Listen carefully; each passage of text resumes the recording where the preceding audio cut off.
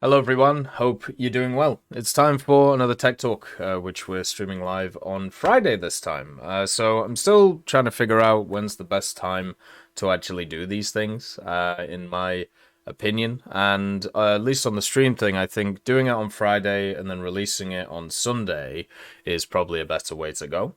Just because, it makes more sense because Fridays are usually days where there's not a ton going on in War Thunder, apart from, of course, when the sneak peeks come out, but that's only like 5 weeks a year, so shouldn't be too hard. And also at the same time, I like the idea of releasing it on a Sunday, just because that's kind of like the chill time, and people can kind of sit down and just, listen to it and go from there, since it is pretty much like a podcasty thing. Remember, when it comes to the Tech Talk, if you want to have some discussion points, or if you want to put in any questions or thoughts, make sure to put them in the comments section of the Tech Talk. And also at the same time, we do a few other things on, Twitch. Like we're live streaming right now. Nice to see you, Double David. Hopefully you're doing all right today. And if you want to, comment on stuff while it's going on or chat about it, you can do. The other thing is, Freeman has started to do a podcasty thing called the Fanaticast, which basically we talk about general stuff. Very similar to this, apart from it's more just like topics that he wants to chat about. So if he gets a standard schedule and we start doing it in a standard way, then I'll let you know about it. But just to look out for it, since Freeman can be quite a character. Thank you to Karamchan for doing the pinned notes as always. It is nice, and also at the same time a good way to get some free stuff at the end of the day. But thank you for that. It is very much appreciated.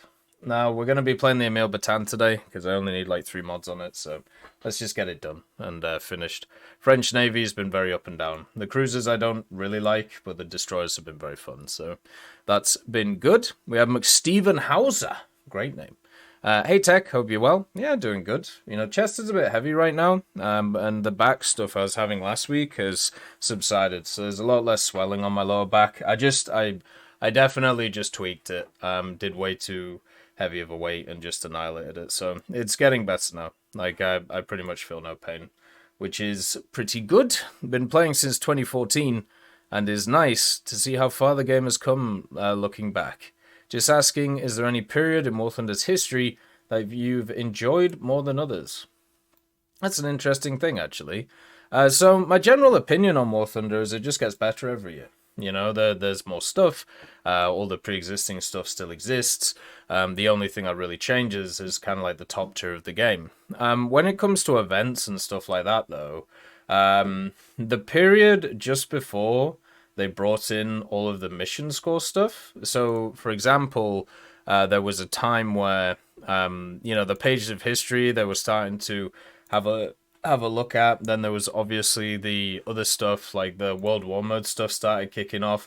But the other thing was, it was when events, like the summer event and the winter event, you still got access to 6 vehicles, and also they were premiums. So usually you'd get like a lower tier one, and then you get like a higher tier one, and that to me was way better than what we have now. So I feel like it was also the time when stuff like the Battle Pass started becoming a thing. So the early times, like Season 1, Season 2 of the Battle Pass, then you had the challenge events, and, they were still trying to modify them. Basically, before everything just became mission score.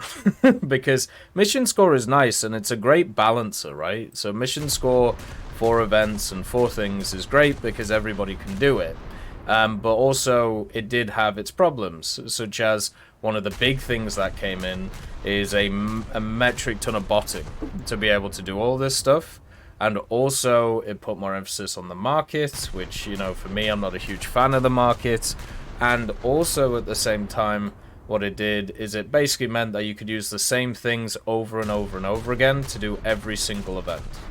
So, for example, when you were trying to get torpedo kills in naval, you would use maybe the Shimakaze, or you would use like some Japanese destroyers because they have the long lances. Where now it's just mission score, so you can just use the same vehicle over and over and over and over again and get exactly the same response and exactly the same setup. So for me, there is a lot less. The events became longer to do because of the mission score, and also at the same time, you can basically just use the same vehicles over and over and over again in the same lineups to do them. So therefore, it just became who became most proficient with very specific lineups. And that's just boring to me. Like, I don't know how else to put it. And since a lot of these ideas are based around the fact that, you know, as they get more statistics and as more people, you know, do these events, the more people that do them, and the fact that the vehicles on the market are getting lower, they're just going to make the events more and more difficult to try and, you know, balance that out.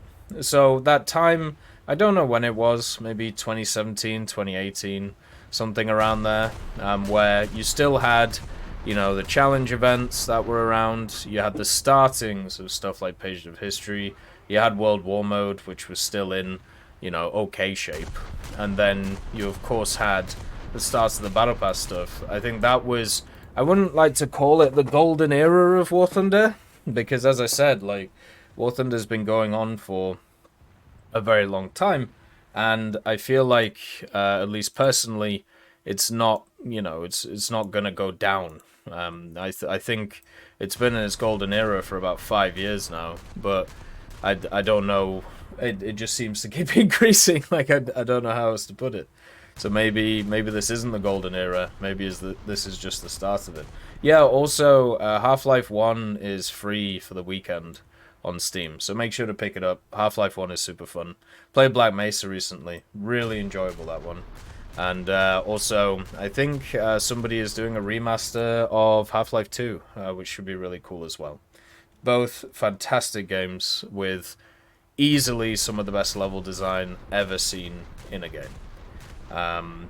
And everything just flows super naturally in those games, even though it doesn't look natural. It's crazy. Happy Friday, Apocalypse. Nice to see you, brother.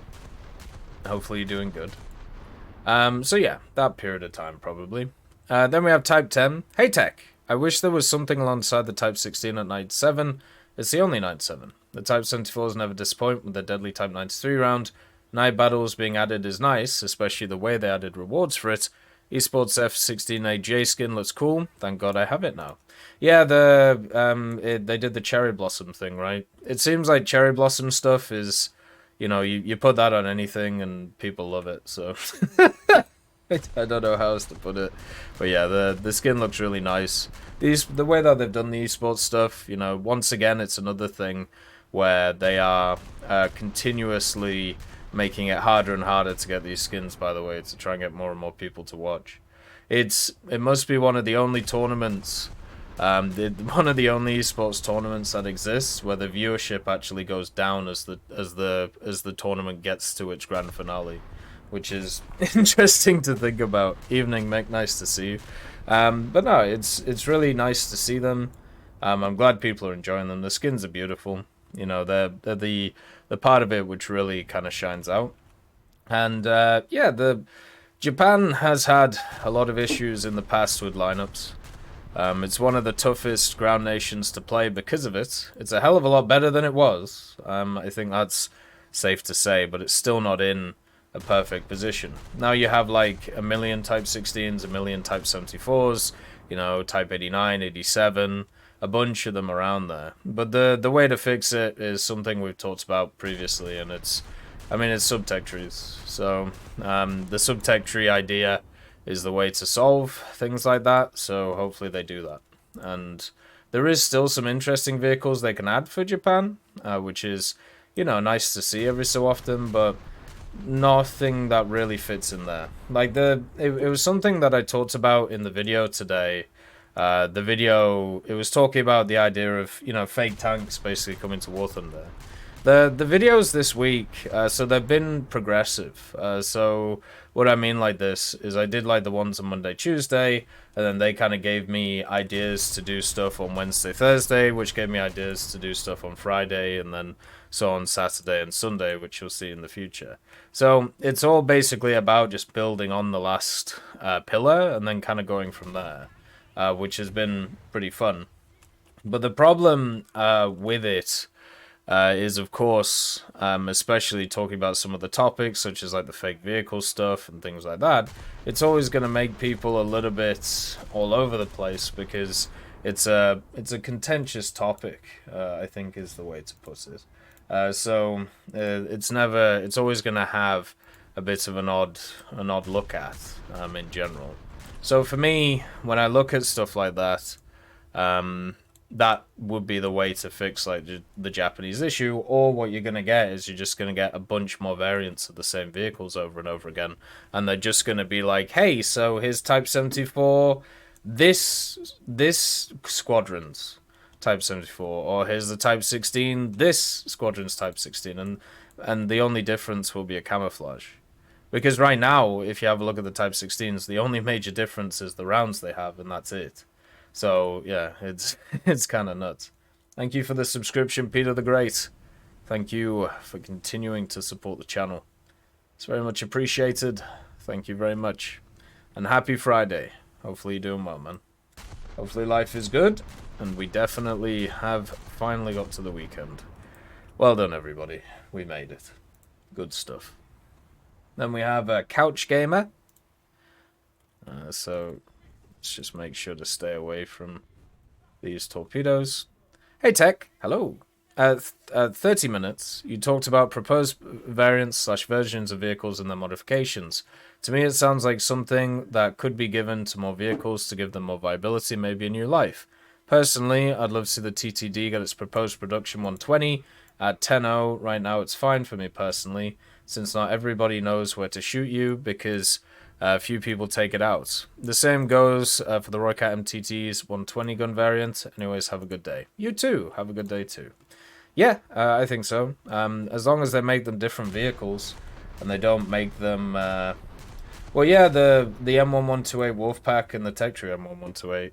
But imagine if they actually did it in the Tech Tree. So in the Tech Tree, you have 3 separate versions of a vehicle, but they're all exactly the same, and the only difference is the camos. So not premium to Tech Tree, but just Tech Tree to Tech Tree. So yeah, I'm fine with the proposed idea. Like it seems like that's what they're doing anyway. Like they've done it with the TOG, as we talked about, you know, with the Great War mod or whatever it's called. Also, you got Ostketten, you got Winterketten, you got, you know, the T80 upgrade that exists for it, where it gives it thermals and a bit more as well. So, I mean, there's all of these different things that they're already doing in that way. The main thing I would like for a TTD is just give me a machine gun. Like same with the Roycat MTTD. Just put a pintle mount on it, would you? Or like something like that. Doesn't have to be fancy. Just give... The amount of times I was playing that TTD, right? Or the Roycat TTD, and a helicopter would just appear from the wonderful world of the sky, and would just donk on me, and I'd just look at it and be like, well, looks like I'm dead again. That was really fun and enjoyable. Life will be much better after 5 PM today. It's bongo time. It's relaxation. Oh, God. But yeah, so... Yeah, I'm fine with that stuff. And as I said, I'm pretty sure that's where they'll go with it.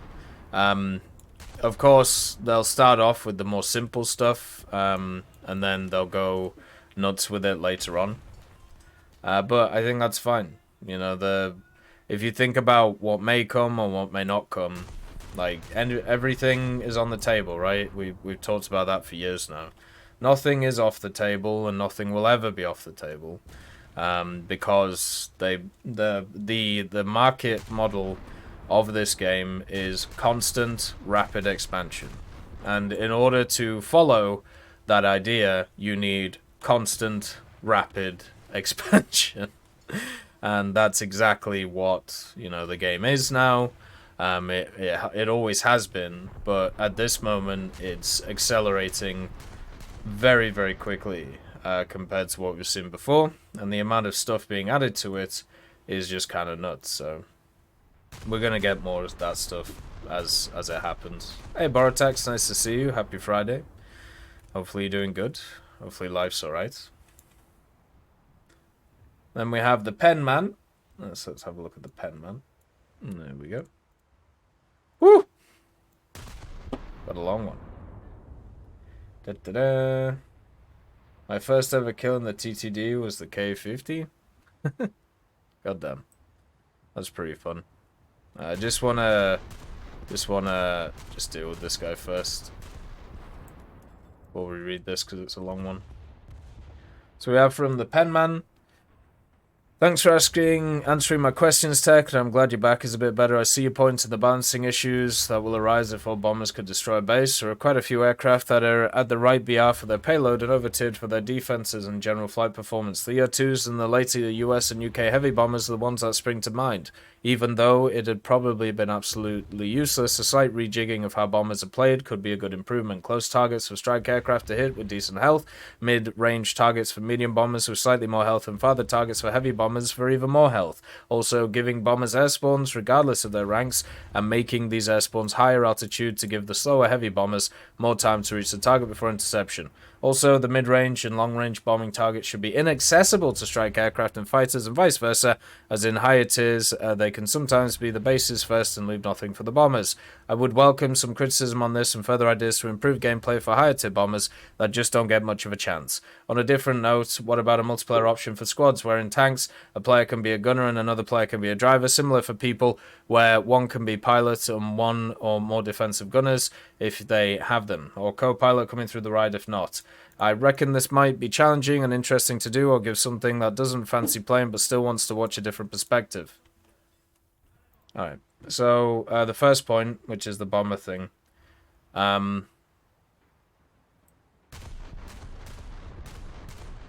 of these points have been brought up before, and all of them fail in very simple ways. Number one, if people decide that they want to script, which, if you haven't been noticing the last year or so, it has been a big problem in the game. And they are trying to deal with it, but also it literally costs nothing to create a Gaijin account, right? This will massively increase that part of the game, okay? The other thing is, the problem you're going to run into is if you decide to put these limitations on different vehicles, you have to remember that a lot of vehicles in War Thunder do not fit into these boxes that you're creating. It's a very Ameri-centric view of how to look at these things, for example. If you want to, if I want to give it a simple example, right? So, in War Thunder, you have vehicles that are labeled differently to what they were in real life. The M18 Hellcat in War Thunder is labeled as a light tank. It is, in fact, a tank destroyer, and in War Thunder was a tank destroyer for the longest time. No idea why this thing is labeled as a light tank. With Aviation, you have similar issues where, depending on, even in the American tree, which a lot of people use as a standard, when the American forces changed after the Second World War, there was a bunch of vehicles which were renamed and also redesignated different roles, meaning that they technically are two separate vehicles. The A-26 Invader here, this one after the Second World War was known as the B-26, whereas during the war it was known as the A-26, and also had a different role, depending on what area that you look at. So the idea that you would put all of these vehicles into specific boxes and make them only be able to do specific things sounds really good, until you realize that you're basically just creating the system we already have, but also limiting but also you now have to scrupulously work out which vehicles need which advantages and how Guardian would set all of that stuff up, which is just a bit of a pain, if I'm honest with you. And also at the same time, the biggest problem with all of these things, nice to see Lafouche, hopefully doing good. Nice to see too, Luke Yosti, and happy Friday, Zero. The biggest issue with all of these points is simple. What if your team has all of these things and the enemy team doesn't? So now you have a bunch of objectives that you can hit and you can go after and you can change when it comes to the tickets, and the enemy team just can't. And that is completely down to what is available for the nations at the BRs that they're playing, and also if people actually want to play those vehicles or not. So the only way you solve that is by forcing people to play specific vehicles or waiting in matchmaking for standard vehicles to be on the other side, which might literally be impossible since the vast majority of nations don't have strike aircraft. So yeah. Hey Sarge Moon, nice to see you. We're doing the tech talk today for Sunday. So yeah, it works in theory, but if you just think about it in practice and how it will go, you would need to massively either force people to play certain things or artificially limit people in order to make this work, which is never going to work, which is why the idea, even though it's been bounded around for many years, never has come to fruition. They've actually taken the opposite approach and made it so different things get different amounts of rewards for doing different things. The second point about the idea of having multiple crews, sure, in custom battles, that sounds good. If people want to go about in custom battles and create these crews or these multi-crew systems. I remember Gaijin has actually talked about it many times, and they basically said it's a waste of time because they just it's another one of those things that people talk about and bring up that they want and then they actually don't want. It's like night battles, right? Same deal. So they said in the past that, I mean, yeah, this was like years and years and years ago. Basically, the effort that it would take to put this in is not worth the time or the money because not enough people are interested. The other thing as well is, what if you're a gunner and you're on a mission for 20 minutes and you never see anybody? Do you just sit there for 20 minutes like reading a book? Like that, it's not entirely something which would appeal to a lot of people, and it's why like games like IL-2, Battle of Stalingrad or Sturmovik, I can't remember what it is, but those types of games, right, which people point towards for these things, it's why they don't have very large player bases. And also you see highlights videos from that stuff where people have interesting times and they see stuff coming around, and 90% of the stuff is cut from it. The game that I like to always look upon when I think about these things is Cold Waters. No, I haven't, Lafouche. Do you have a link? The issue with Cold Waters is I get told it's a fantastic game. It simulates, submarine warfare really well. And that's awesome for the people who are interested in that. And you can see like videos on YouTube where they have a ton of views and people really enjoy watching them. And then you have a look at how many people actually play the game, and it's like a couple hundred at most, right? And it kind of shows how you have this like very small community that's super passionate about this one thing, but if you expand that, you realize that it's a metric like small amount of people, and the way to actually try and show it to the larger public is to cut out 90% of the content, right? Which is a bit of a problem. Hey Pieman, nice to see you. Hopefully you're doing good. Did you see the new game they're making with the lead dev from Cold Waters called Sea Power? No, I did see that U-boat game though, and there was also another one, like some kind of Indian war sea game, which they kept trying to get me to play, which seemed a bit weird. But yeah, so I kind of call it the Cold Waters effect, because it's one of those which a lot of people bring up as like an awesome game and really cool and really fun. And yeah, I just looked at it right now. So how many people are playing Cold Waters at this current time? 171. The 30-day average is 143. So with a game like War Thunder, if you're going to invest this amount of time to put in mechanics which are like this, you better hope that people like it. And there are schools of people, teams of people, basically there to work out if people would enjoy stuff like that or not. And it seems like they said no. Pretty much as simple as that. So it's one of those things that might be worth trying to mod into the game, and then see if you can get it working and see who enjoys it, and then kind of go from there.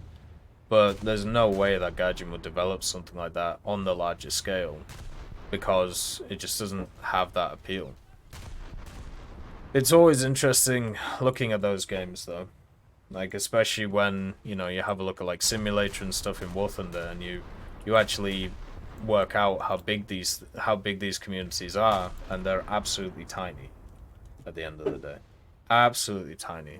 And you're basically saying that you should jerry-rig the whole game around these ideas when it's just not a feasible thing. It's always interesting to look at, as I said though.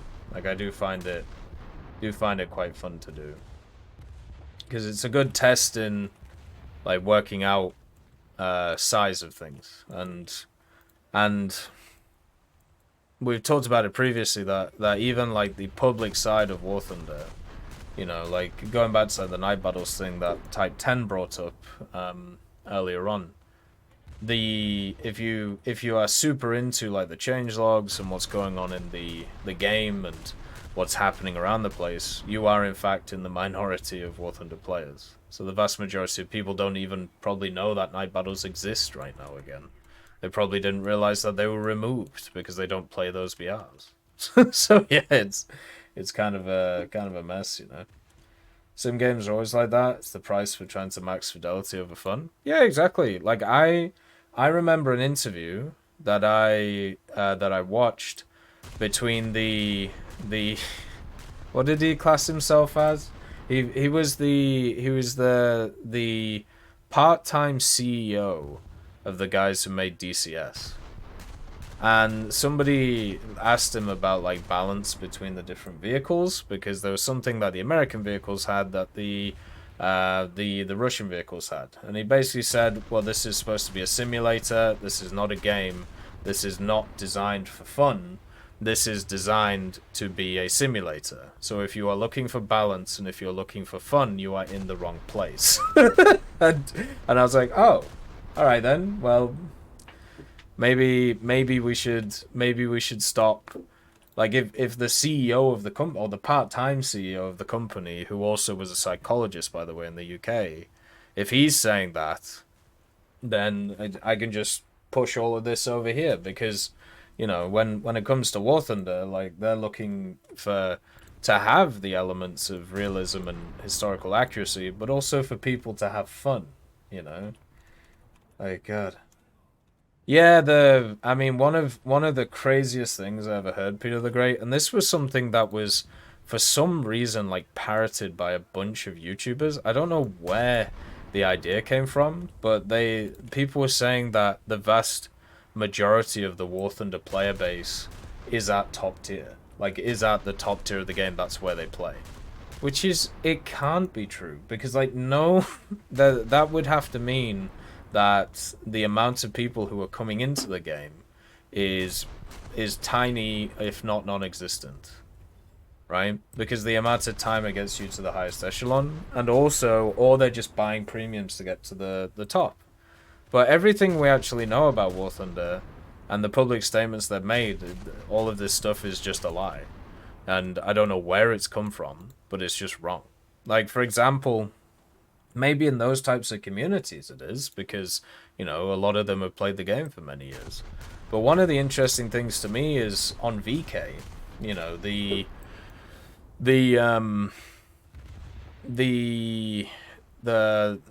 which is like, you know, the Russian Facebook, they used to actually put posts about like, hey, so on this weekend, you know, this was the most played vehicle of the whole game, and it was always like a T-34 or it was a KV-1, right?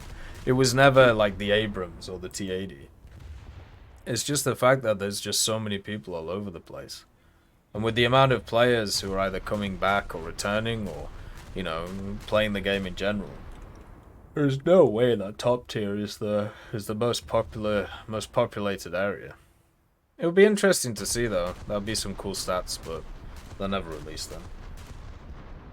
Playing War Thunder is supposed to be fun? Well, yeah, of course. If you're not having fun, you should probably find things to, you know, have fun with. For the vast majority of people, this game is not a job. It should be entertaining for you. Hey, Sneaky, nice to see you. Hopefully you're doing good today. So then we have Insane Robert.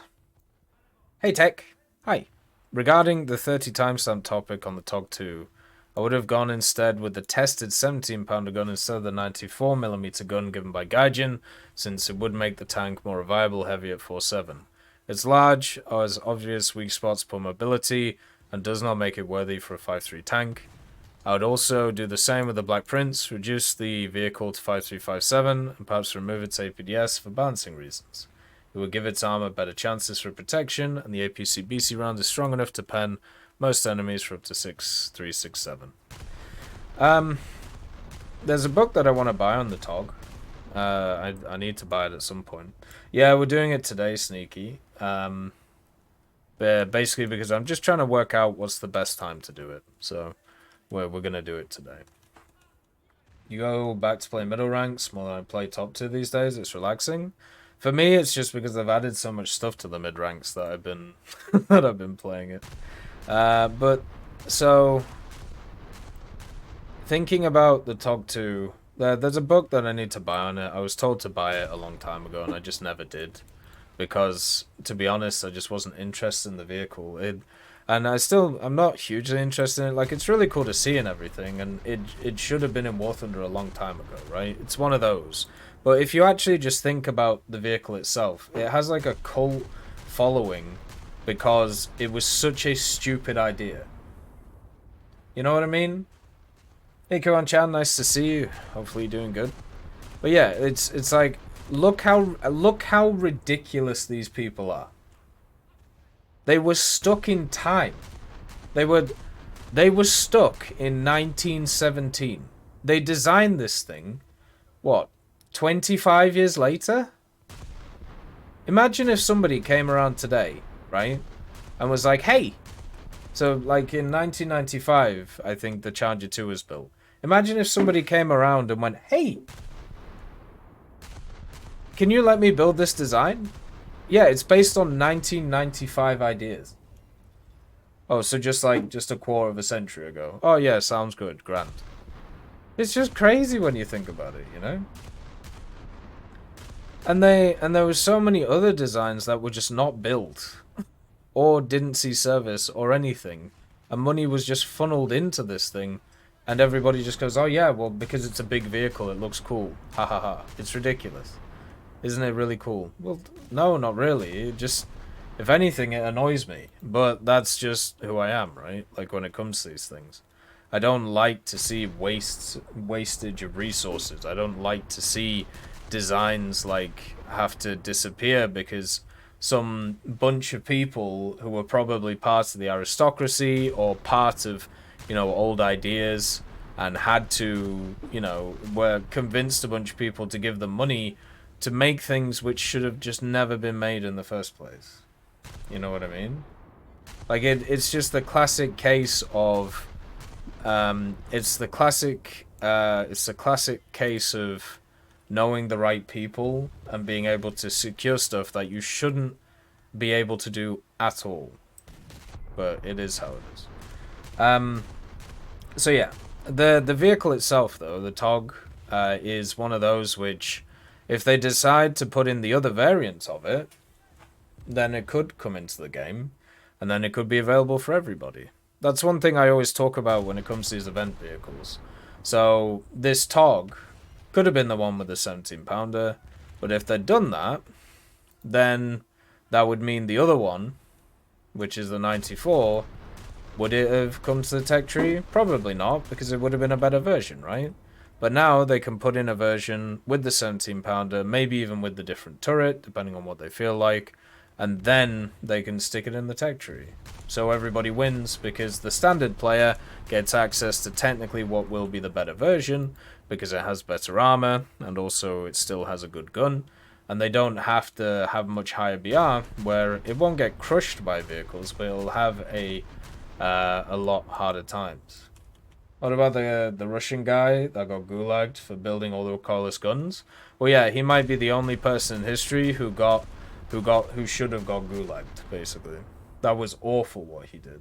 Like, that was absolutely awful what that guy ended up doing. So yeah, it's interesting to think about. Yeah, if you don't know, we're talking about there was a Soviet designer who he wasted so much money because he decided to build massive recoilless guns on ships. That was his big thing. But they just always malfunctioned, they never worked, and he legitimately got gulagged because of the fact that he'd wasted so much of the state's money that they were in a financial hole. I can't remember his name, but it's a hilarious story. And one day I will make a video on it, because I'm hoping one day those things get to War Thunder, right? Like that would actually be pretty fun. But yeah, let's see if I can find it. It was like ships, Russia, recoilless guns. The Orphy? Is the Orphy it? Well, the Orphy was the one where they put it on. But that wasn't the... Yeah, there you go. So this was the... They put it on the Orphy. I'll show you it in the big screen. There you go. So this was the Orphy, which was a destroyer that they'd built. And you can see that is the recoilless gun on the back of it. Yeah, there you go. Leonid Vasilyevich Kuchevsky. So yeah, Kuchevsky's designs. He was a nutcase. But as I said, he legitimately got gulagged because of the fact that he was just so bad at his job. Like it wasn't the fact that he embezzled funds. It wasn't the... Imagine if it was real. It is real. This was built. Like, that's what I mean. This was the test platform for it. But yeah, it wasn't because he embezzled funds. It wasn't because he, like, you know, did anything, you know, against the state. The only thing he did was he basically wasted state funds and also showed how ridiculous a lot of the thoughts were. So yeah, what a crazy dude. Just a crazy cow. But yeah, so that could be interesting to see. But yeah, hopefully they bring in the other TOG. I would have preferred to see the one with the 17-pounder, just as pointed out. I think it would have been in a much nicer position in the game, which I think is important. You know, you want things to be usable. And in that 4-7 lineup, it would have been a lot more fun. Still think it'll be fine now because of the gun, but, you know, the possibilities could have been a lot better. He even built a bunch of recoillesses on like carts and things like that. The guy was a literal madman. Whoever was his supervisor should have probably also been gulagged, to be honest with you. Absolute pair of nutcases. So then we have Tim M. So let's have a look at Tim. In regards to one spawn leavers, I suspect there are for one of three reasons. Either they only have one vehicle to play at that BR, or they're so frustrated with how their first spawn went that they essentially rage quit. Who among us has never done that? I mean, that's fair. Yeah, I have had a few of those. Like not too often, but yeah, sometimes you're just like, oh my god, I can't believe I screwed that up, and then yeah, you just kind of leave.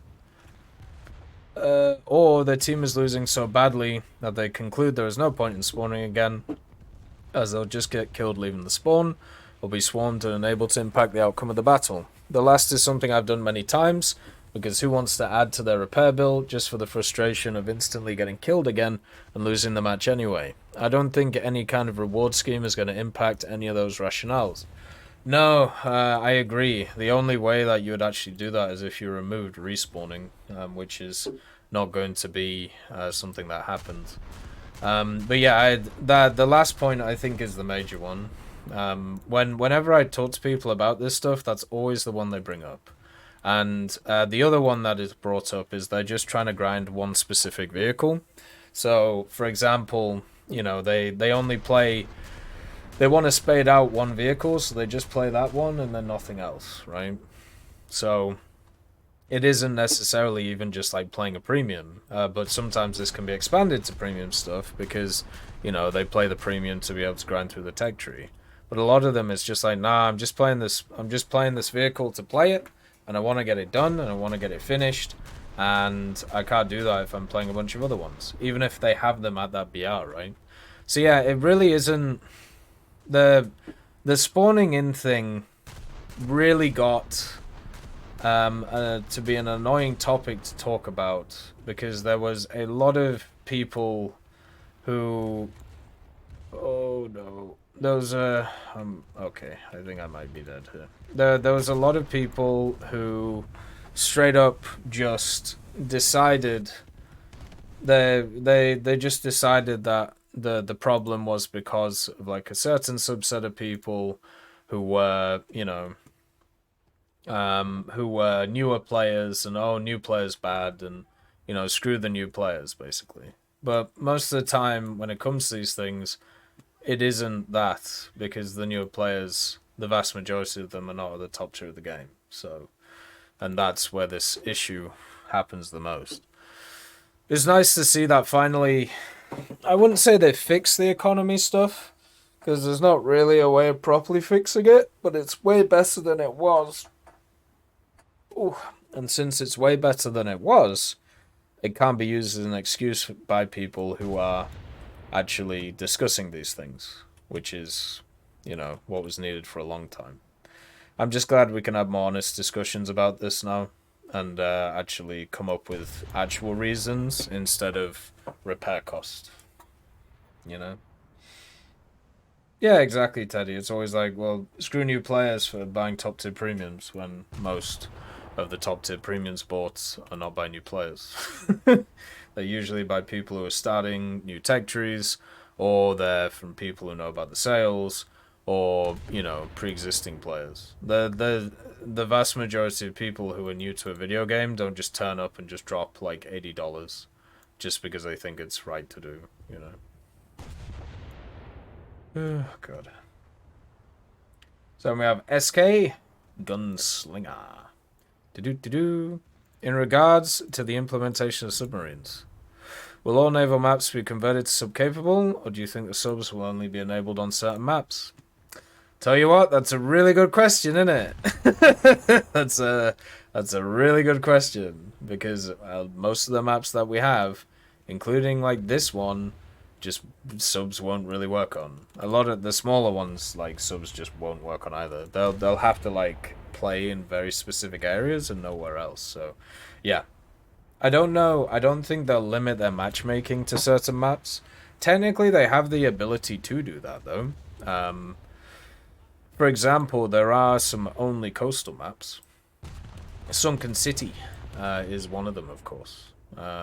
Which, you know, I've only ever seen once in my whole time of playing War Thunder. So they could technically do that, but I would highly doubt that. I think what they'll do is on the maps which don't really fit them as well, they will probably just increase the area So then just give like more open area, or just make it as usual where, you know, people have lineups, so if the sub doesn't work on that map, then they don't pick it. Kind of like with like SPGs and War Thunder in Ground, sorry, or like Air Arcade, where, you know, oh, maybe you got some bombers in your lineup and then you get on a domination map, right? Like same idea.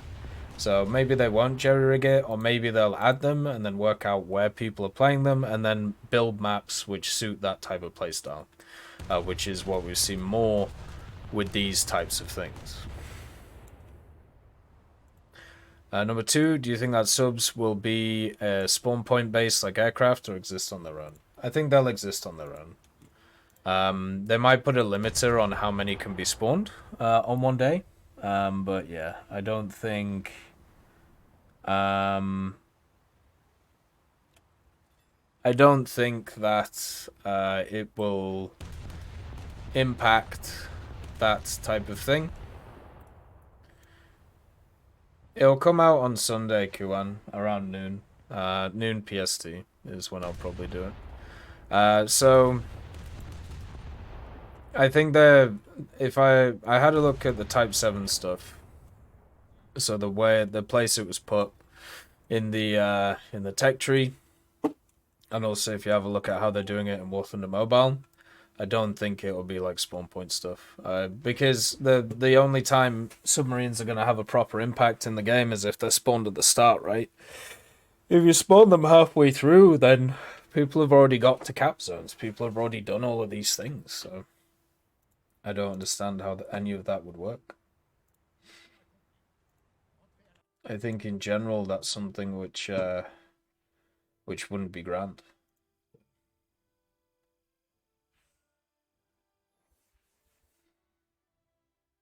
Yeah, I got a spam email, nice. There we go. Sorted.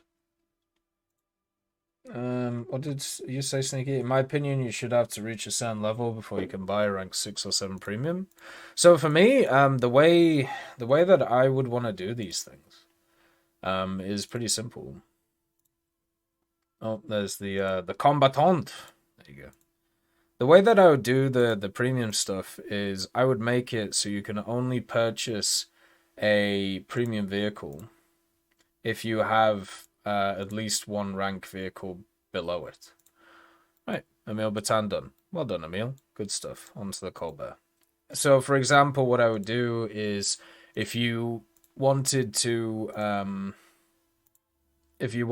purchase, let's say, a rank 6 premium, you would have to have at least one premium, which was... we can do that real quick. You would have to have one premium which was set up in a way... Oh, sorry, you would have to have one vehicle in the tech tree which was a rank lower than it. So if you wanted to buy a rank 6 premium, you'd have to have a rank 5 in that tech tree. That's what I would do. I think that would be the best way around it. Do you think a test drive option would be cool for setting up controls for new vehicle types, like subs, so you don't have to set up an actual battles? Yeah, definitely. I mean, they kind of do it already, right? Like, you know, they... oh, do you mean like in an event? Or do you mean... If it's just for an event, then yeah. I would be happy with that. If you mean in like a standard... In a standard battle, you kind of already do, right? Like when you actually grind out the first one, or you know, before you have access to it, you can test drive it and then try out the vehicle with at least all of its like weaponry unlocked, so you can kind of give it a go. So I feel like that already exists. But they could obviously always add more stuff to the test drive area. I got a weird notification when I started War Thunder on Steam today. It said that War Thunder has access to certain like Steam controls or something like that. So therefore you can you know, obviously use something to do with it. I don't know what it was. Like it seemed weird. It was like some kind of like smart control system, and all I basically all I basically read was like, please don't screw with my controls. Like, my controls are like embedded into my head now. But yeah, some kind of test drive option. In the events, if they do them in the future, like the submarine one, it would be really nice if they made it so you could change some of the options, some of the controls in it. I remember in previous events you could, or well, no, maybe not in all previous events, but there was definitely events in the past where you were able to modify controls. I can't remember which one it was. It was a while ago though. Like it wasn't one which was recent, so that obviously would be a bit of an issue. Nice to see you, Peric. Hopefully you're doing good today. Hopefully life's good. But yeah, more options and more ways of being able to kind of tailor the game to the way that you want is a good way to do it. Submarines will be interesting to see, man. I don't know what's going to go on with it. I am a little bit, kind of skeptical of how useful they'll be. But I honestly think the biggest issue is that test just wasn't anything. I feel like it wasn't a very good test. It didn't really test the functionalities of the submarine because they first of all hamstrung them and also put them in a very, very different environment compared to what you're going to see in a real game. So then we have Legozeki. Legozek. Hi Tech, long-time fan of your informative videos. Thank you. It's very kind. It's been fun to do them. I need to do a few more, actually. There's some War Thunder tips ideas that I actually think should be the ones to do. With more SPHs coming to the game, which of these three SPH examples would you find most interesting to come to War Thunder? The Porcupine, a Centauri with a 7.5 second reload, 155, and a large turret, rear-mounted turret configuration. The Palmyra, the OF-40 or QF-40, with an 8.3 15 second reload, 155mm in a large turret, front-mounted turret. 2S-35 Coalition 2006 prototype, a Soviet SPH with an extreme fire rate due to two auto-loaded 152mm fitted in an under-over configuration. The reload will be 1.8 to 3.7 seconds combined, who is mounted on a T90 chassis with a 3-man crew in the hull and an unmanned turret. Like most Wonder weapons, it was very unreliable. I'd be fine with any of them. Like eventually, all of them will be added. The major thing I'm running into right now is I've started spreading out the M109s again. Oh, well, not again, but just starting to since they're the new SPHs. And tale as old as time, song as old as rhyme. I don't like weapons which are based around RNG, and I feel like with these M109s, all these HE slingers, I have a feeling that RNG is the way to go. So it isn't very fun, and I am not really enjoying it. Even though I'm doing pretty well, like I'm going at like a 2-to-1 KD, win rate is nearly 50%, which for me is pretty good for like one of these vehicles. I just find it very hard to like kind of get hyped about them because of that fact. The AUF-1 was pretty fun though. Like overall, it was quite a fun experience. Any of them would be fine. I'd probably go for the Centauro just because of the mobility of the chassis. The Centauro chassis in War Thunder has never let me down. It's been a really fun experience a lot of the time. So for me, I'm generally will be okay.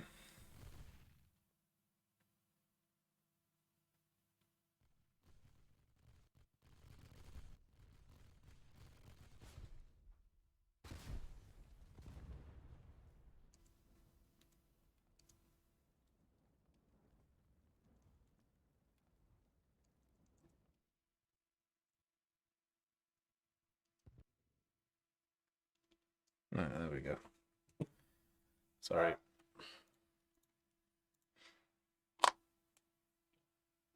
You got that message because there was an update to the Steam client. Oh, okay, fair enough, Manuel. Fair enough.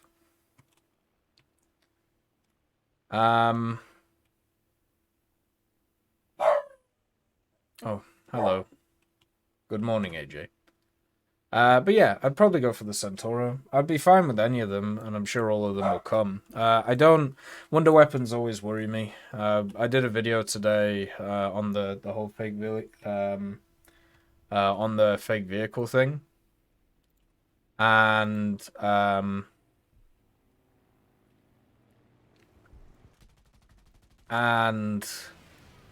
the wonder weapons are always a worry. But yeah, it sounds fine to me. I go for the Centauro. The SPHs, even though they've added a ton of them into the game, the ones that I'm actually more interested in are the Second World War ones, because we just haven't really seen any of those. And those are the ones I actually kind of like. You know, the priest, the sexton, you know, the bishop, all of these things. Vehicles I thought would come first, but instead have come last. You know, we've got more of the standard ones instead. So kind of sad. It would have been nice to see a priest. I suppose we did get a few like World War II ones, but only really like German ones. At the end of the day, sorry, I just have to send a text message. Um.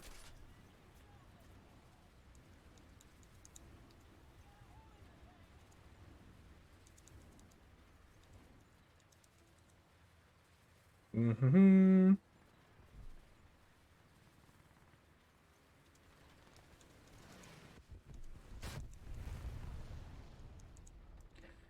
Um.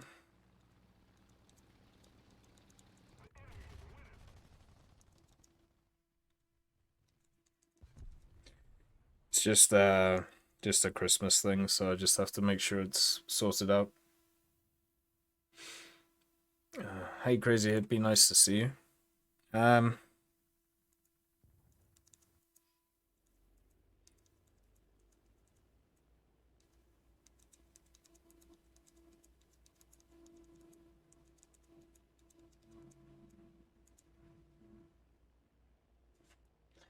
Um.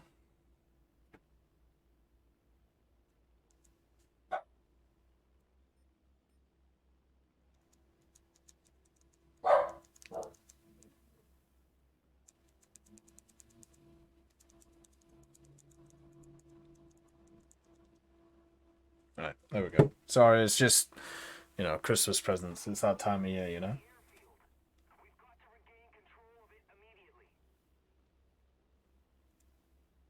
And I just have to sort this out.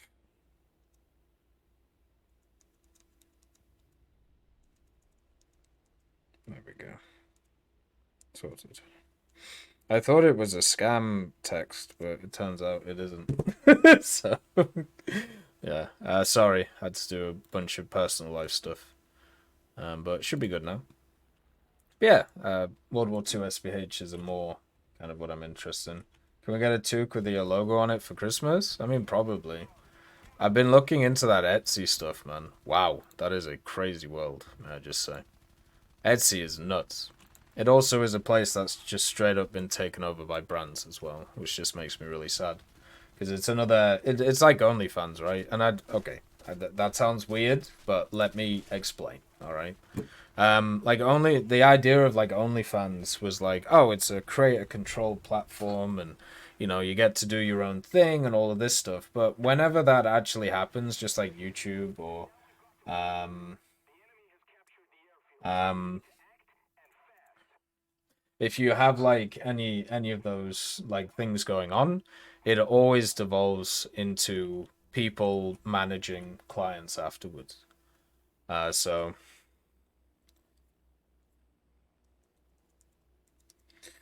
it just turns into like companies being fronted by people doing the stuff, and then the people who are doing the stuff get screwed, which is why I really don't like being part of any of these kind of collectives.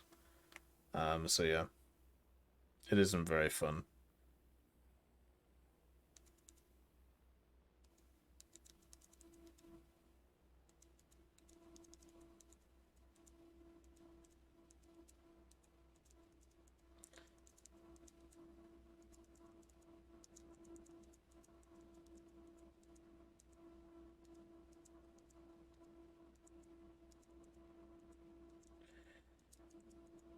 You know what is the most annoying thing about my iPhone? So with the screen the way it works, half the time the spacebar works and half the time it doesn't, which is just infuriating. I would like an iPhone where that stuff works. And also I would also like to ditch iPhones, but I can't because my whole family, which lives in a different country to me, has decided to become iPhoners. And obviously FaceTime and stuff like that is so much easier to use, and iMessages as well than WhatsApp and a few other things. So yeah, kind of sucks. So we have MJ0833. Wait, how did I? Oh, these things are bombers. Oh, silly me. All right. Um, get another family. Well, I've already got like two, so you know how it is. Hey, Tech, do you think there should be an option to cancel the process of crew replenishment on friendly caps? I died so many times by bombs because I was crew replenishing at a friendly cap and couldn't move away from the bombs. Eh, Adopt Freeman's family? No. No. You can turn your Android into an iPhone with an app. I know, but that's a lot of work, and I'm not doing it. But hey, Legros, nice to see you. So, I suppose if you use um, just the, I suppose the issue that I would have with that is the whole like realism thing. Like if you're replenishing a crew and the guy gets like halfway into the tank and then you cancel him, what does he do? Like hop out again? But then again, you kind of have the same thing with ammunition and also repairs, right? Oh, you're halfway through a repair. Oh, better cancel it. All right, pick up the tools and leave. So if we use that as like a standard thing, and if we use that as kind of like an unwritten rule in War Thunder, I don't see why you wouldn't be able to not do a crew replenishment. It should be done, you know.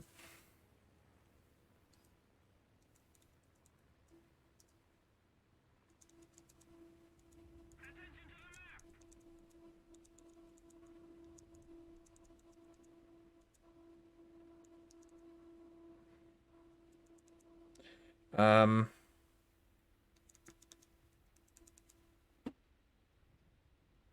let's see.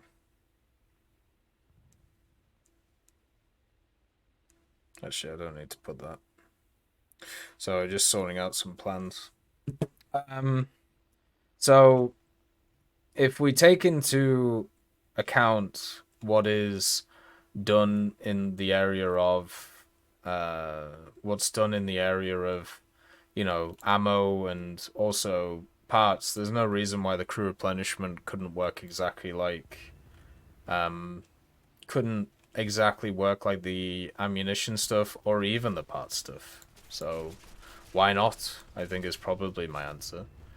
It has got me killed a few times, but usually the times that I've been killed in that, I'm already busted up, so I'm usually hit up. Like, I feel like when I get bombed, it's normally because I've got into a power position, I've killed a bunch of guys, and then they decide to come after me. I don't usually get bombed on friendly caps. I usually get bulldozed on friendly caps if people don't watch flanks, but that's obviously a different story. So we'll have to see what goes on. Then we have Jerry. Do you think that Gagem will ever add a Ukrainian tech tree with all the stuff they have captured from the current war with Russia? Also, where did the special aerobic smoke come from? Like the smoke that shows Italian or French flag colours? Was a summer event or Twitch drop that you could get them from? You mean like the tricolor smoke? Like this?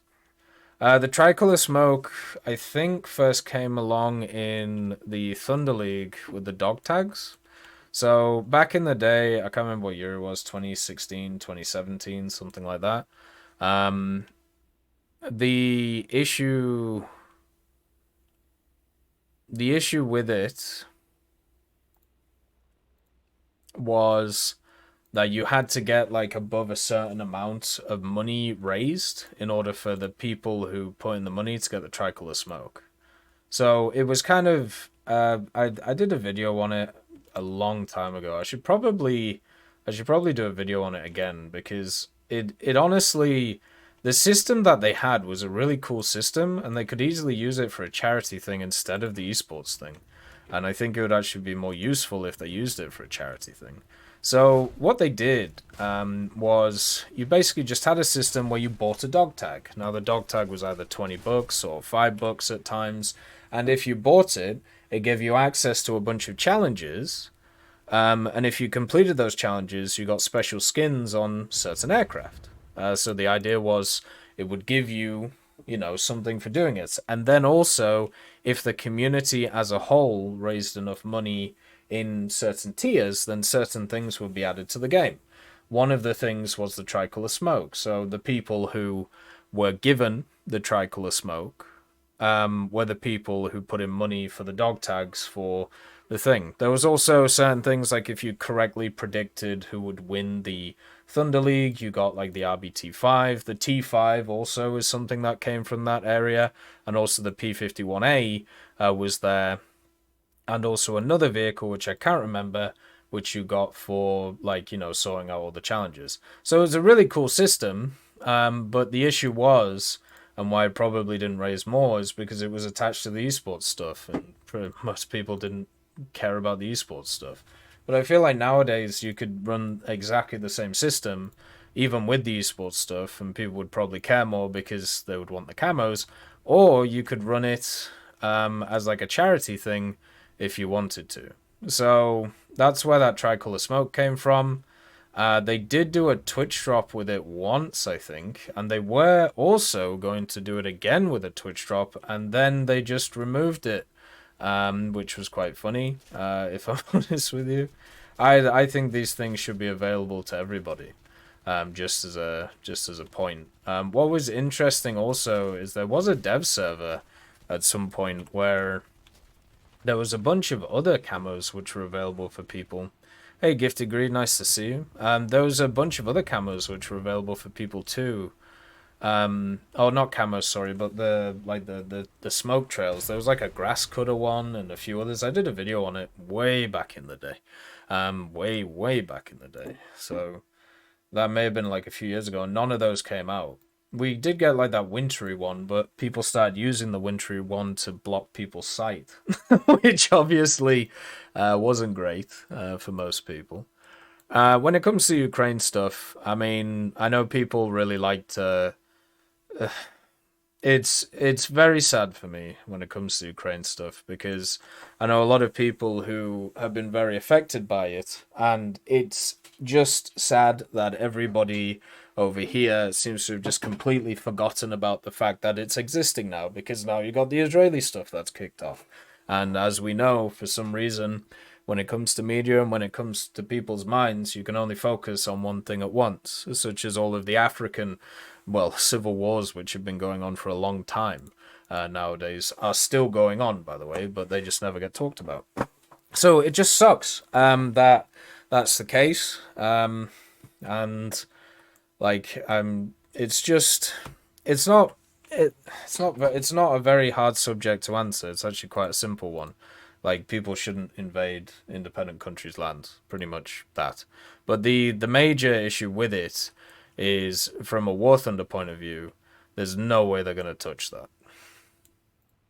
Because even though they're supposed to be an apolitical, company, the issue is with what has been going on with wargaming. If you didn't see what happened with wargaming recently, they did a fundraiser for ambulances in Ukraine. So the idea was you bought a pack, or you bought certain packs, and the money that was received in those packs would go to funding, certain charities, so they could, do stuff which wasn't combatant. It was the idea was to create these things under the idea of, trying to help people, not trying to murder people. So, that sounds great, right? That sounds awesome. That's wonderful. What did the Russian government do? They basically said anybody who was in Russia who decided to buy these packs would be seen as a traitor, and also at the same time would be somebody who would be looked into and could easily be charged with treason against the state because you bought a video game pack because it was seen that this could help the enemy side, or maybe the funds were going to something else instead of ambulances, right? Now, this is obviously a topic which many people don't like discussing because of the simple fact that there is a very aggressive set of crazy people on both sides who don't shut up. So no matter what you do as a company, you are going to piss one of the sides off. Which is why most companies just stay out of this stuff and just continue business as normal and only change their business practices if they are forced to. Because technically they are, going to get hit by sanctions, or they're going to get hit by other things, right? So at that point, you're kind of forced to choose. But the best thing to do, if you are in a company's space, is not to take moral stances on these things, because it will lead to people getting annoyed with you, and it will lead to stuff going down. If you want one which is a more westernized issue, you can actually have a look at what happened with Bud Light. Bud Light being a company which hired a person who is transgender recently to do a marketing campaign to try and basically expand their operations to different markets. So instead of just being known as piss water, they wanted to be known as piss water that is available for everybody. And what happened is it backfired because they alienated their core base. And companies are always trying to muddle the line between not angering their core consumer, but also trying to expand to other areas of the world. Because if you want to expand to other areas or other beliefs or whatever, that means a larger market, and then your marketing becomes a lot more broad, and that is obviously better for you because you can sell more units. But you are running into a point in the world where you have fundamentally different views of different sets of people. So how do you go about that? Well, you do what every influencer and every marketing person and every business person will tell you. You just don't touch the subject. Or you say pluralities, right? Or you say stuff which doesn't actually mean anything. Like, such as, we don't like war. Cool. I don't know a lot of people who do. There are some nutters out there who do enjoy a bit of war, but most people aren't okay with killing other people, alright? So, yeah, it turns out that one's an easy stance to take. So, it's all just about working out how much can you piss off your core consumer before they revolt, and also try and go towards, different people who you are trying to help out, right? Or not help out, but trying to actually market towards and sell your product. Right now, in this current landscape, would it be a good idea to touch any of that? No. Which is why nobody is. Especially since certain narratives around it are being switched. Which is really awful to see. We're starting to once again go back to the corruption angle, which is one of those which is constantly talked about when it comes to these things, and it sucks. So it would be nice if at some point this wasn't how these companies work, but it is, because it is all money driven at the end of the day, and most people aren't interested in your morality or even their morality. They're interested in the bank accounts, which is why you see so many people doing what they're doing today. So it is how it is. Well, yeah, the other thing is, where do you put the Ukrainian vehicles? And the basic place where you put them is in the Russian tech tree. Good luck with that. That'll go down a storm. That's how you get the game killed, by the way. Like, that's how you get the game absolutely annihilated in many different areas. Because then, what would happen? Tons of articles from, like, think about in War Thunder's history, how many dumb articles and how many dumb videos that we've had to go through from just people who have no idea what they're talking about, who have sometimes been paid by opposition parties to write these bloody things that we've had to go through. Whether it's the Metacritic stuff, whether it's that ridiculous like assertion that Gaijin funded terrorism. Do you remember that? Like, or the fact that, you know, they just all the time just ban YouTubers from like doing things or like go after their channels. Like, we've done videos in the past like talking about all of these different things, like how, as usual, many of these different ideas are overblown, or many of them are just not what they said, or people are just like holding them up to standards which nobody else holds anybody else up to, right? Like the terrorism one is my favorite one. So, okay, you paid for advertising on a YouTube channel, and supposedly that person was involved with with what are classed as terrorists, and that's how he was able to get the weaponry that he was able to use in the videos. But I don't think it was done through Gaijin themselves, and it was done through a third party marketing agency, which is how most of this stuff goes anyway. And even if it wasn't, you are basically blaming the bank for giving a dude a loan. Then he goes out to a gun store, buys a gun, and ends up shooting somebody. So therefore, you blame the bank in the first place. Which is ridiculous and not a standard that anybody holds towards anything, because it would be literally impossible to do. It's like the generation thing they do in North Korea, where it's like, okay, so if you, let's say you have a son and a father, and you do a crime, okay, well, your father gets locked up, you get locked up, and your son gets locked up. You know, they don't believe in the sins of the father don't carry on to the son. Right? It's just nuts. So, the main thing to basically put through is, number one, even though you have companies which say that they're apolitical, they're not apolitical, because what apolitical means is that you just stay out of certain topics. For example, Gaijin put out one statement about the war, and even then they weren't even apolitical in there, because they said that wars should stay in video games. So technically that was an anti-Russian statement, because they're basically saying you shouldn't have invaded here, but nobody looked at it like that, because it's just an off statement, which is a PR statement, right? So even in just doing that, you've created something that isn't apolitical. But yeah, it's just how it is. If we wait 10, 15, 20 years, and War Thunder is still around and still kicking and all of this stuff is going on, of course, stuff like this will get added.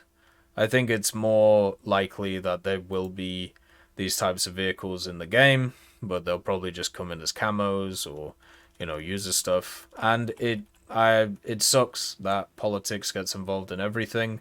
I think it's one of the most horrific things from a Western world point of view that people have been told constantly, which is just a lie, that everything is political. It's only the only people who are telling you that everything is political are the people who want everything to be politics, because they are part of that system and they want to be involved in your lives in all of those different ways, right? And it sucks that that is something that has been peddled by many people to people who just weren't able to think. So yeah, it just sucks. Hopefully it will change, but I highly doubt it. So we have put lead in your head. Oh, well, that's nice. Hey, Tech. Hi. I started playing recently as of, I think, 4 or 5 weeks as of this comment, and I'm currently situated in US 6.3. God damn. I got into the game from watching my boy Dollar plays for a good while now, and referred to your controls for ground vehicles before I got started. Found it very helpful. I have a few questions I'd like to ask. Yeah, of course, why not? Do you think the Mi-24D is lost forever to the FOMO abyss, regardless of how good or bad it is? I would enjoy an opportunity to acquire it. Nothing is lost forever. I think is the first point. They bring back the Mi-24D recently? Wasn't that a thing? I think they did, right? There's also the one in the other tech tree as well. The Italian tech tree now. So that still is there. But no, I'm pretty sure they just brought it back. Or they did something with it. Or they added a camo to it or something. But no, that stuff will never be gone. Once they've created an asset, they want to sell it, as much as possible. You just have to work out how to keep it so it doesn't come back too frequently, so therefore people expect it to come, so they wait to pick it up instead of having it randomly, so therefore the FOMO, comes in. So yeah.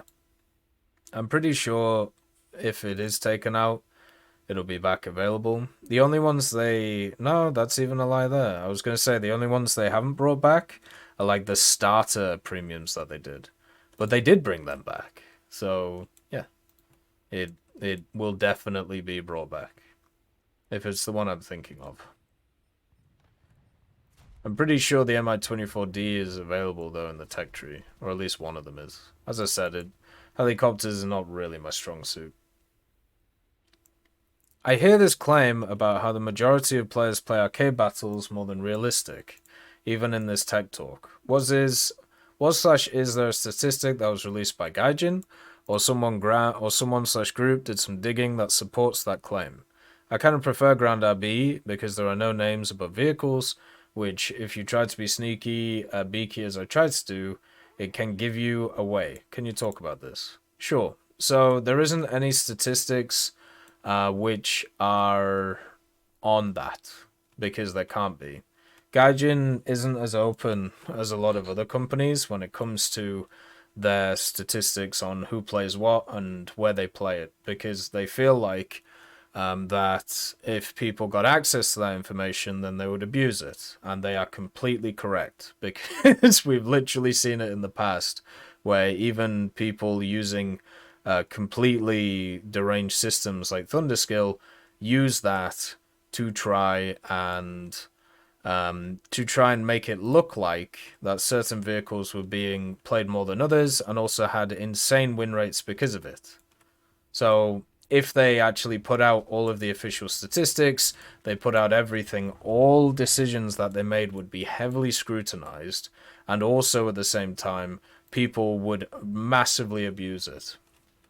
There was a time a few years ago where the Italian F-86, or one of them, got upped in BR. It might have been a CL-13. It was one of the Sabre family.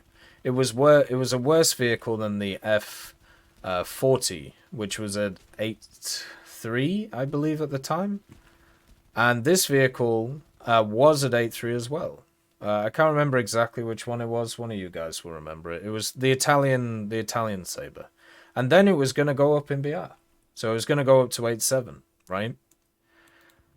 There was a group of, like, I don't even know, 6 people who had decided that they decided previously, before that, like over a 3 or 4 month period, that they were just going to play that vehicle, and they were going to do insanely well in it to try and bump it up in BR to be able to show how ridiculous the BR system is, and basing it on, like human BRs was just silly, and they needed to actually listen to professional players of War Thunder and their opinions instead, because they know better.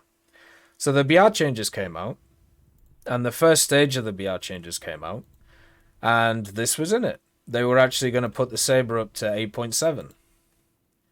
And there was a small part of the community that laughed, because they're like, haha, you see, this is ridiculous. These 6 people, or 4 people, or however many it was, manipulated this to a ridiculous amount to show how even a vehicle which is performing awfully, or worse, like in its general, standard characteristics than this other one, And it's going up in BR. How crazy is that? And they believed that they were the reason why this had been done. They weren't. The vehicle was supposed to go up in BR pretty much 6 months prior to what they to when they started doing what they were doing. And this was confirmed by Esman, which was the community manager. The one thing that is constant in War Thunder is people taking any statistics that they can get a hold of and completely abusing them and removing all merit from them. And one of the things that happens consistently is individuals in a game which has millions of players believe that them themselves can make a huge difference on how all of these things are set up. There was thousands of players who were playing that specific Italian vehicle during that time period. And the other thing that is always forgotten about, which we'll talk about after this, is the stuff that you actually face in vehicles like that. The vehicle itself was the... where was it? This one, the CL-13 Mark IV, right? So this was the one which, you know, was played a lot by these guys. And by the way, at the same time I was playing it, so somehow, you know, I didn't exist during this time, and I didn't spade it or anything, because I wanted to see how it was. But the major thing was, what happened to this one is it did get up in BR. But you know what also happened? All of the other vehicles that shouldn't have been at 8.3, like the F-86, F-35, F-86, I think, not F-40, it's the F-25, I think. Let's see. Yeah, the F-86, F-25, which in aerialistic is 8.7, they also got bumped up at the same time. Because you got to remember, when they make BR changes, they don't just make them in like one string, they do them in technically 3 strings.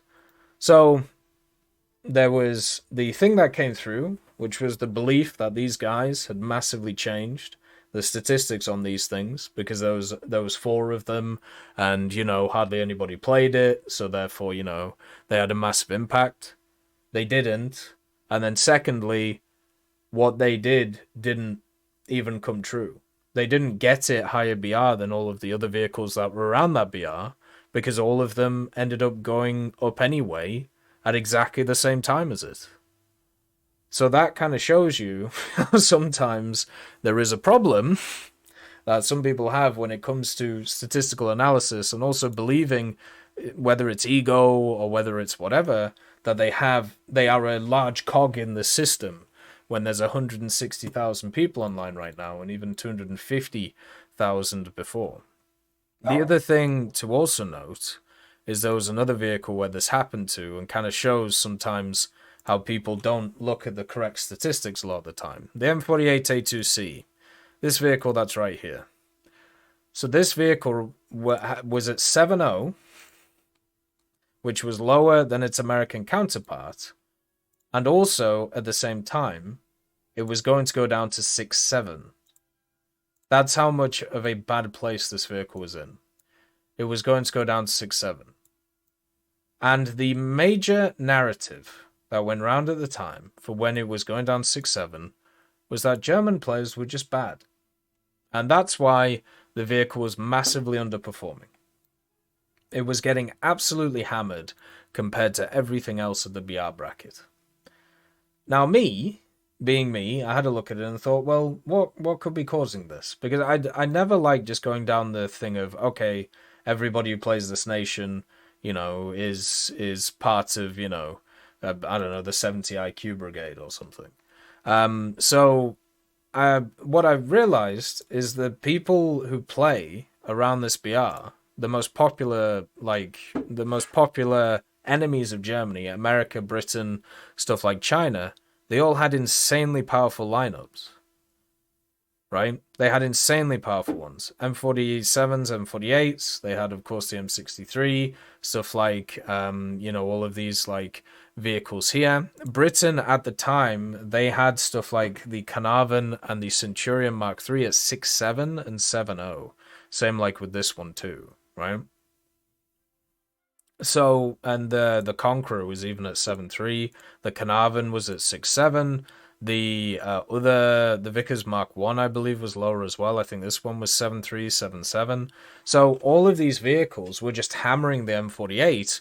And also, what you've got to remember is this was before the Marder 1 existed, before the German BMP existed, before the Weasel existed, before the Rakuten Automat existed, before either of these vehicles existed. So the only thing which was kind of around it was the Leopard. You had the M48 at 7.0, then you had the Kugelblitz, and then you had the Leopard at 7.7. So instead of moving down the M48, they decided to move the Leopard 1 down to its BR, to like 7.3, and then the M48 was at 7.0, the Leopard was at 7.3, and then they started bringing in all of these light tanks around it to fill out the lineup. And now that the lineup is filled out with the Marders, with the BMPs, with the DF-105, the Rakuten Automats, the Weasels, hey, guess what? It's now at its proper BR again. Because lineups are like the key to all of this. They've always been the key to all of this, but for some reason, everybody focuses on that like individual vehicle and how it sets out. And the M48 is a classic example of that. So that's two instances where people believe certain things are happening and they didn't, and they were wrong, and they were proven wrong through what Gaijin said, through the statistics that were shown. Now, when it comes to the arcade and the realistic thing, hey Bryce, nice to see you. When it comes to the arcade realistic thing, most of the time it has been, it's kind of like War Thunder folklore, I suppose. There are things that are believed that are completely wrong, and I don't know why they are, and I think it's just from personal bias. The first one is that the player base is a lot younger than it actually is. So a lot of people, especially when you have a look at social media, you have a look at metrics, many people believe that the vast majority of people who play War Thunder are between the age of like 15 and maybe 25. And there are decent people who do that, especially a lot of the new crowd that has come in. But there's also a metric ton of people who play War Thunder who are a lot older, who do not get involved in social media and just play the game. The target market that Gaijin was aiming for when they started the game was 35. Because they were the guys who, first of all, enjoyed military games, had expendable income, usually had families or jobs, so therefore they didn't have a ton of time on their hands. So they had to, they had like an average of about 30 minutes, maybe a day to play. So if you think about that target market, right, and you think about which game modes fit that target market, the one which does is arcade. And that's why when the game started, you had Air Arcade, you had Air Sim, and you had Air Realistic. And the one which was massively popular compared to the other two was Air Arcade. Nowadays, with the addition of Ground coming in, it may have slightly changed, but all of the decisions that Gaijin make when it comes to where vehicles are ranked, in like their ranks and BRs and stuff like that, or well, not BRs, but where they are in the research tree, when you compare your BR to your rank, they're all based around arcade and not realistic or simulator, showing that they are going towards their parts of the community which is seen as the one which is the most played, which is, true. So, for example, when you actually have a look at realistic, like they made a change recently where they changed how the research trees work, right? Now, if you are a realistic player, this is in the Air Realistic thing here, right? So in Air Realistic, so Ground Realistic, they have the same BRs, but we'll change it to Ground just to show you.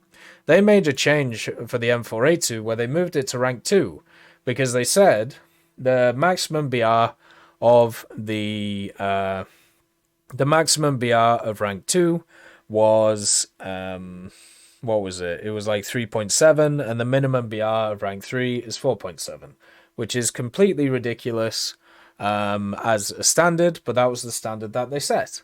Now, if you look at that in realistic, you'll go, well, what about the M19A1? Why is this not moved down in rank? What about the M42? Surely that should have moved down in rank too. But if you have a look in arcade, the M4A2 is still 4.0, and both of these vehicles are a lot higher, 4.7 and also 5.0. And that shows that when they're making these decisions, around where they put stuff in tech trees, they are focusing on arcade. They're not focusing on realistic. And there's also been many statements by different Gadget employees that arcade is the major game mode that people play. The main thing to take away from this, though, is the fact that you should play what you want to play. You shouldn't care about what other people want to play around the place, or you shouldn't be worried about the fact that you are playing the game mode which has lesser players in it. You should play the stuff that you enjoy. There's plenty of players who play War Thunder all around the place that you will find matches wherever you have a look at, right? So that's the main thing to kind of talk about from that point. So yeah. Oh, there's a Half-Life 1 documentary. That's pretty cool. Good evening, Penguin Red. Nice to see you. And then you have the last one, which is, you may have been asked this before, but if you had complete executive authority for, let's say, 3 years, what changes would make happen?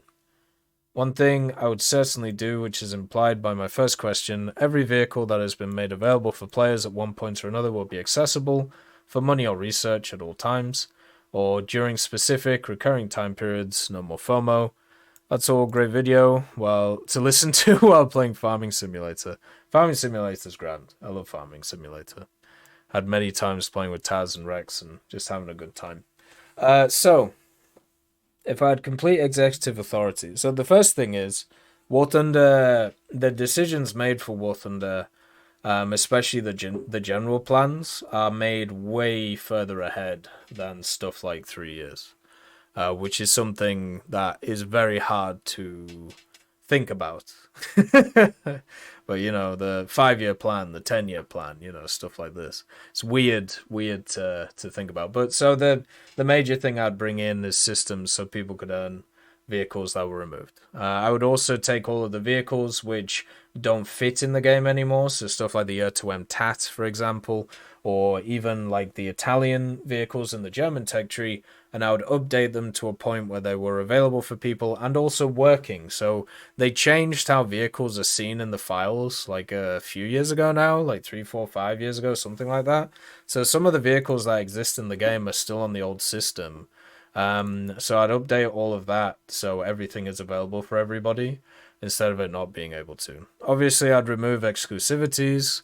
I would just want, if I'm not thinking from a business point of view at all, and I'm just thinking from a player point of view, I would agree. Just make everything available to everybody in certain ways. If an event vehicle is older than 6 or 7 years, make them available for free RP or free XP with a SL cost instead of a GE cost.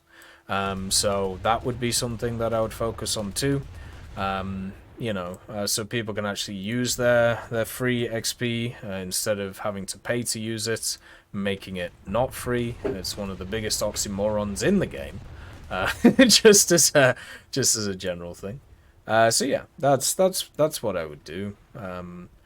And also I would bring in a prestige system. I would also bring in hangar customizability instead of just user hangars. Actually bring in something so you could actually put vehicles in your hangar, make it so people could actually visit other people's hangars, and also have kind of like a trophy room kind of thing.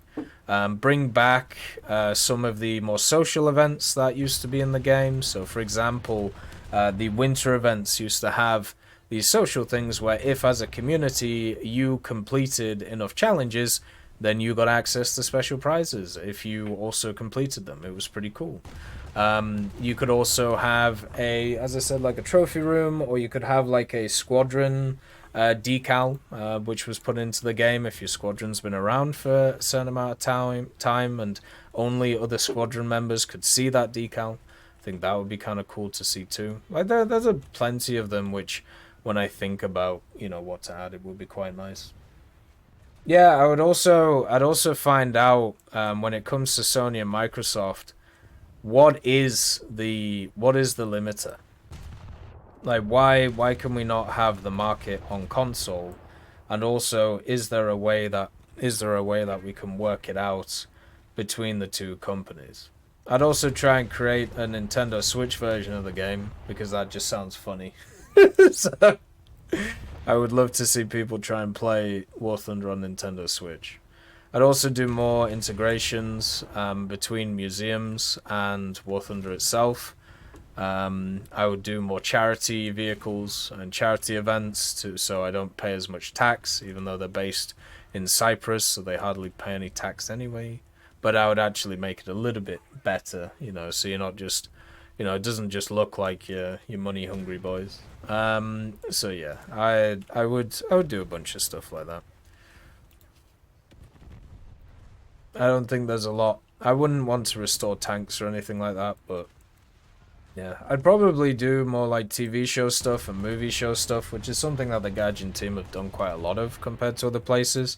But like the cinematics and things that they used to do was so cool.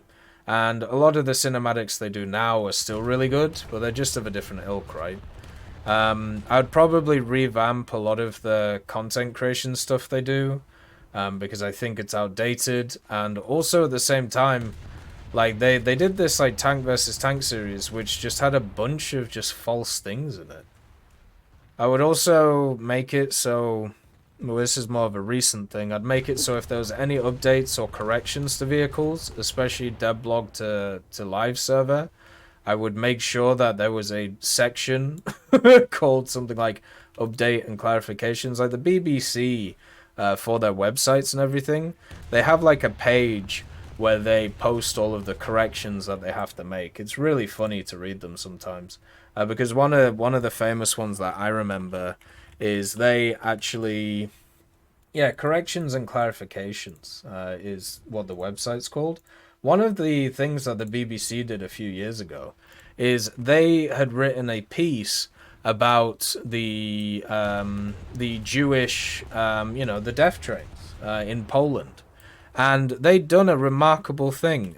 They had actually said that the Polish train drivers were in cahoots with the Germans to be able to remove all of these Jewish people, therefore basically saying that they were the same as, you know, the guys who wanted to eradicate the Jewish people. But this was just a lie. They didn't do that. They were actually forced against their will to do it. And a lot of them, they literally had family members who they had to send to the death camps. Oh, what collabs would you do? It would mainly be with museums and along the lines of special skins and camouflages in the game.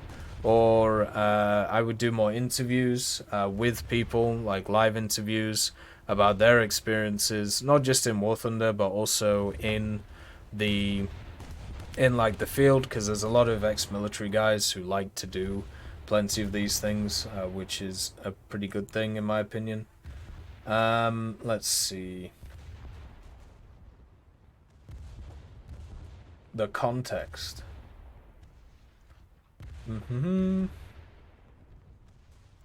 Yeah, so for example, like on Radio 4 in October, while introducing an item about the S&P conference starting in Aberdeen, we said that there is an ongoing court case looking at the party's finances.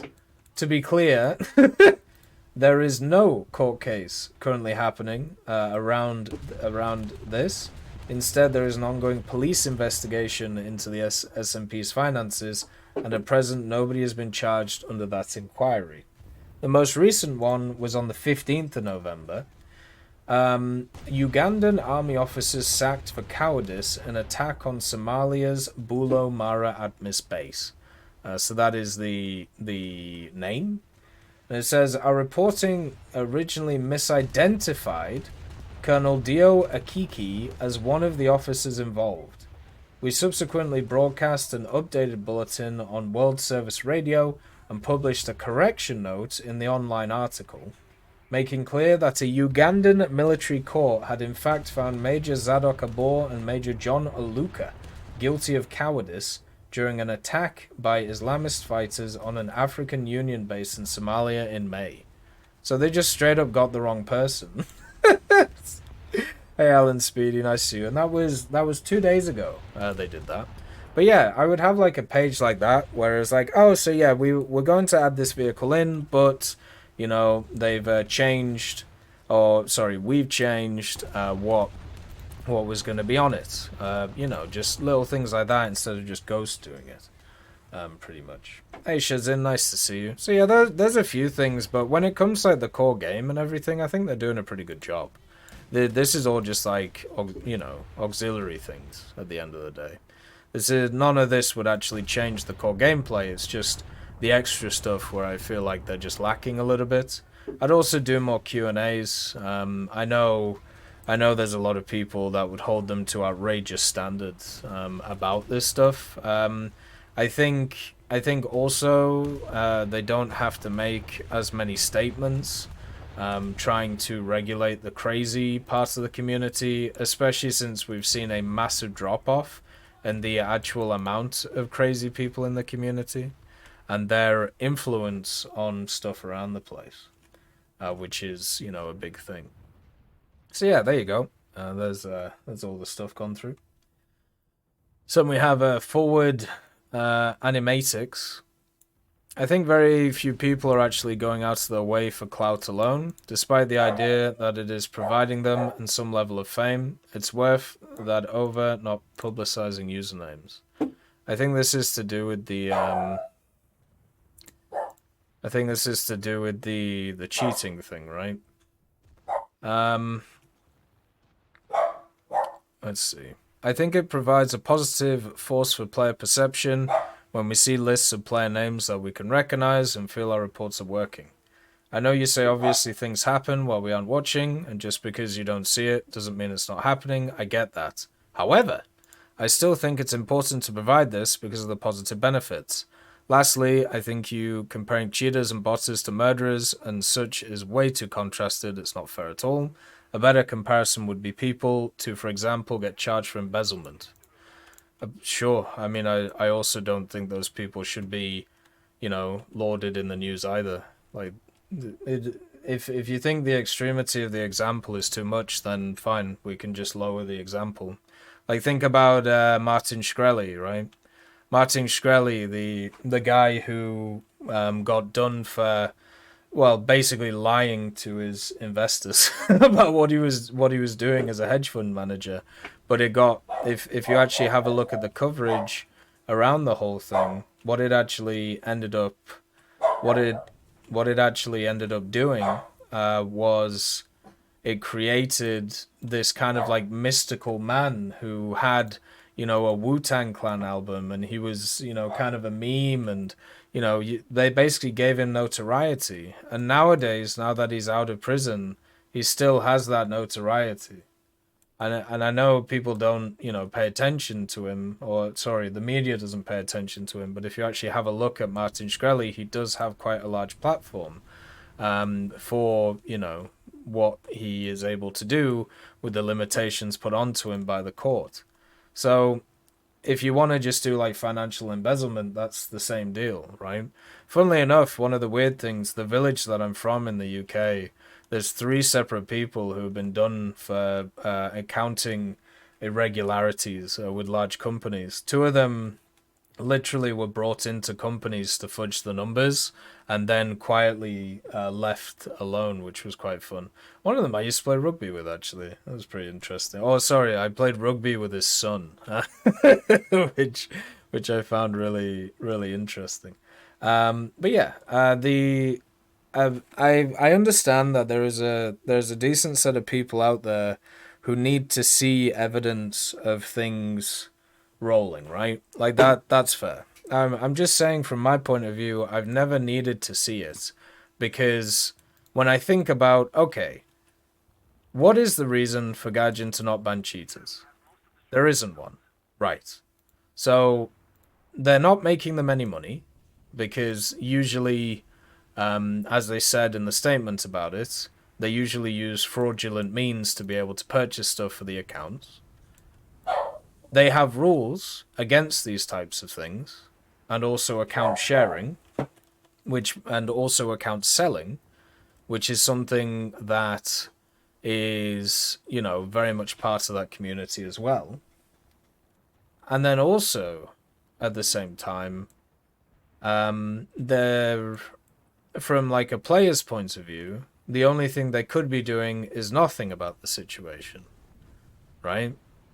So you never in that setting have like a negative thing that's happening. They're not leaving accounts untouched for any reason, because none of them are positive from Gaijin's point of view. The only thing that could maybe be seen as positive is that it fills out certain BR brackets, so it makes the average players, be able to get matches quicker. But even then, if that is a huge issue, they'll just do what they did in Naval, and they'll just add bots, right, to those areas, which makes a lot more sense. So when talking about people doing things for clout, such as cheating, or doing things for reasons that you can't conceive, I've met them, I've talked to them, they say dumb stuff like that. Because a lot of them that do it are people who are not exactly clever, but they are the classic archetype. People who think that they're clever, but they are dumber than bricks. Right? So they think that they're clever, they're beating the system, they think everybody else cheats, and oh, they got caught, well that's fine, I'll just make another account and I'll just do it again, because I think it's fun to do and see people squirm, because I have nothing else better in my life. I know, like, you think I'm being hyperbolic, or you think I'm being ridiculous, but it is actually true. There are communities out there that literally feed off this, even though they're very small communities. I even showed you an example of one earlier, or in the last thing, where there was a guy who just straight up breaking the terms of service, uploading the terms of service breaches on on YouTube, right? There have been people in the partnership program who have also created stuff like that and gotten away with it. It's crazy, right? And that's just how this stuff goes. Like, it's just nuts. Yeah, it's the Dunning-Kruger effect, and it's also if you don't think people will do this stuff, all I can say is I've met them, and they have. I've met people in the War Thunder community who have admitted to being open fascists. And not for memes. They're just literally fascists. And they think it's okay to tell people that, because they're so far into their beliefs. Right? Like, just think about that. Right? Just think about that in this world right now.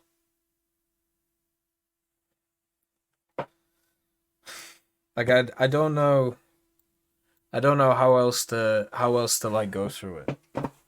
Like, if you think something isn't possible, I can honestly tell you, with a lot of the experiences I've had in this community, it just isn't. Here, I'll read some statements. So you know how like a bunch of like the tournament guys got banned recently? There was like 5 of them or something, and a bunch of teams from those tournaments got banned because they were playing from them. I'll read you some statements from some of the competitive guys. Okay. So there was a controversy around one of them. I can't remember his name. I don't care that much, but basically he was a ringer. So he was a person who, according to the guys he played with, people knew about, and he would come in if they were short of somebody. And obviously, maybe they couldn't check him out, or maybe he was just known in the community as somebody who was, pretty good at the game, so therefore they'd bring him in. So one of the squadrons brought him in to play in one of the tournaments, and they didn't know he was cheating. Because, I mean, first of all, why would you? And their squadron obviously got banned from the tournament because they had a cheater on his team. Now, instead of them turning around and going, yep, we shouldn't have played with him, sorry. Instead, they said that, but then they also said, but he's also not affiliated with the team, and blah, blah, blah. They went full damage control, saying that they didn't know that he cheated, and that, you know, there was no way that people could know that he cheated, right? Then, there was a bunch of them that said very fun statements, which we'll go through. So, where was the first one? He was suspected of cheating in the past and was banned also for account sharing now. Cool. No need to boycott the other members of the team though, nor the old player base.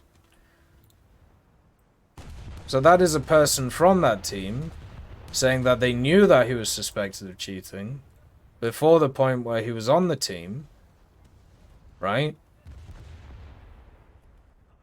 But they also claim that they didn't know that he was cheating. Okay? So that's one statement from one of them. This is all out in the public on separate servers. Next one. Where is it?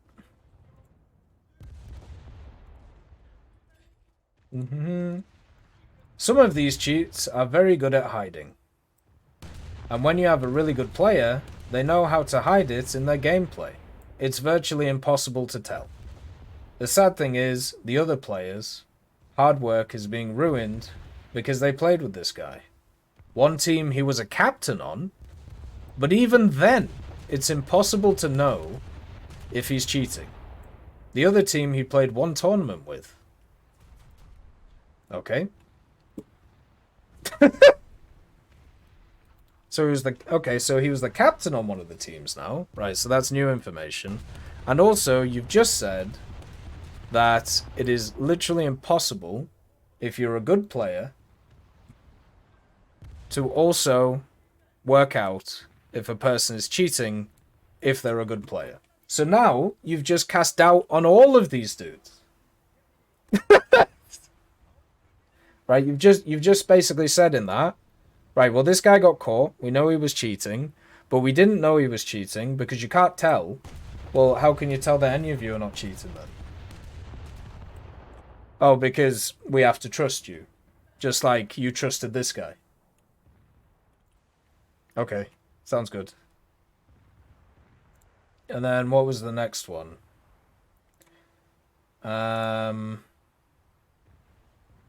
Oh yeah, TEC's video was uninformed garbage, purely to get clicks over drama that doesn't even matter. It doesn't even matter that people are getting banned from the game who are competing in tournaments where people can win prizes, by the way. If he actually cared, he would have talked to the teams. Now the thing is, as we just saw from the two previous statements from team members, right?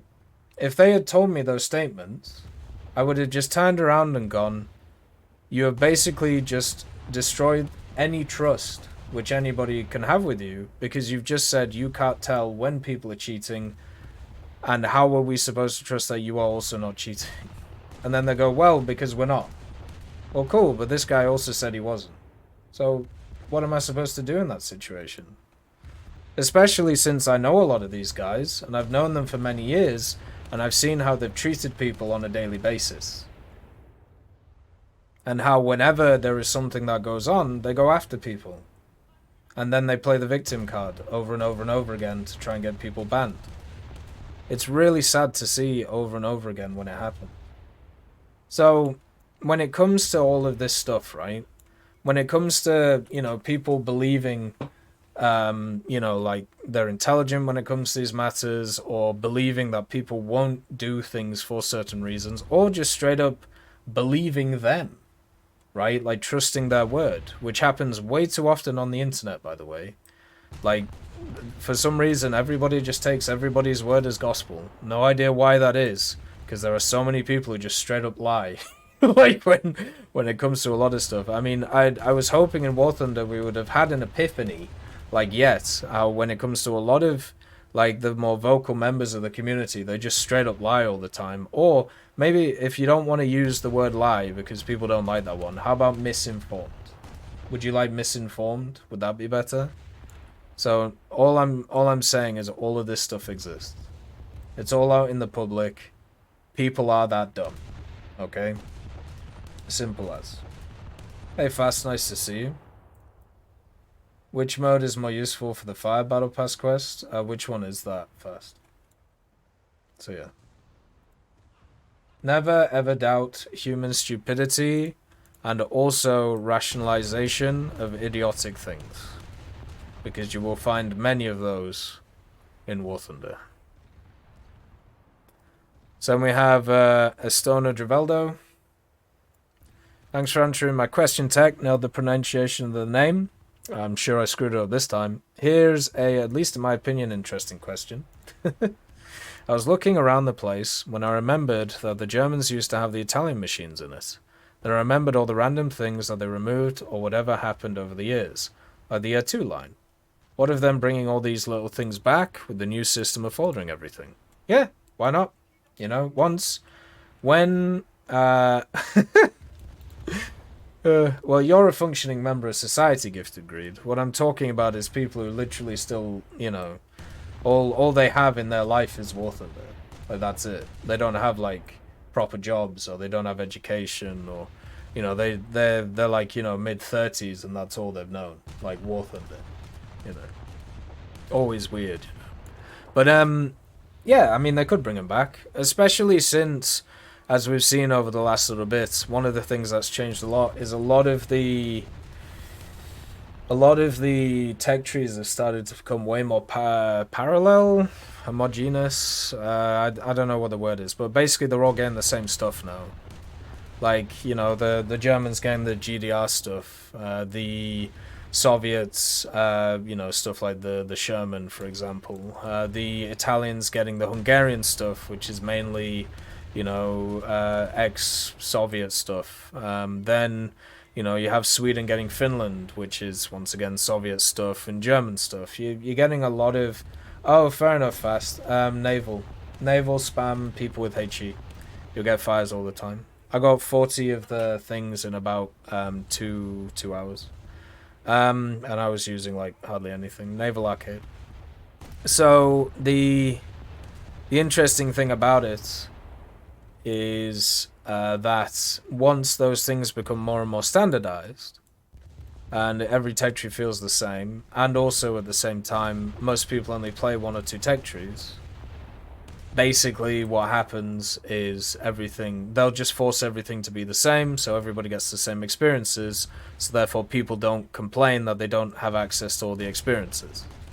Because people, you know, want access to everything, but don't want to play separate tech trees.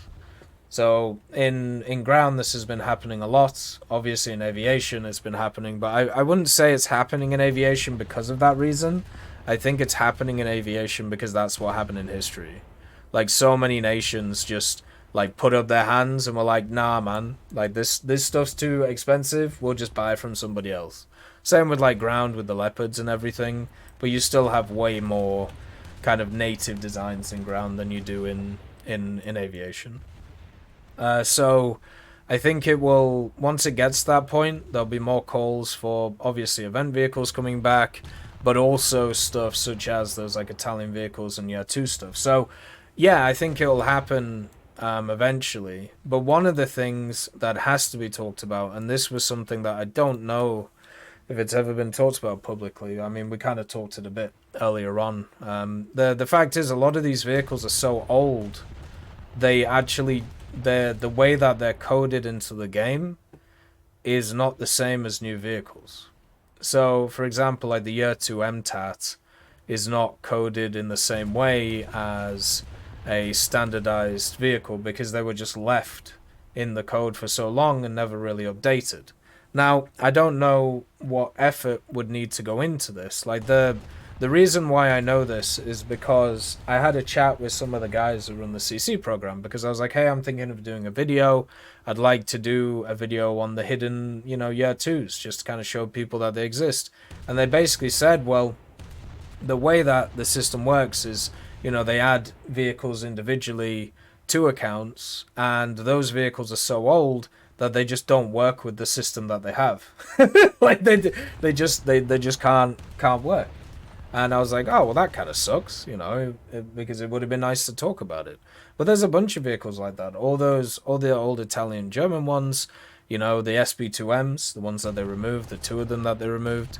Even I think stuff like the F1M2, for example, is the same. Now, so it's basically up to Gaijin, if they want to change that fact, right? To actually change that and make them like updated or to 2023 standard, whatever that means, because obviously I'm not a coding person, I don't know how that works, but yeah, that is something that would have to do on their end.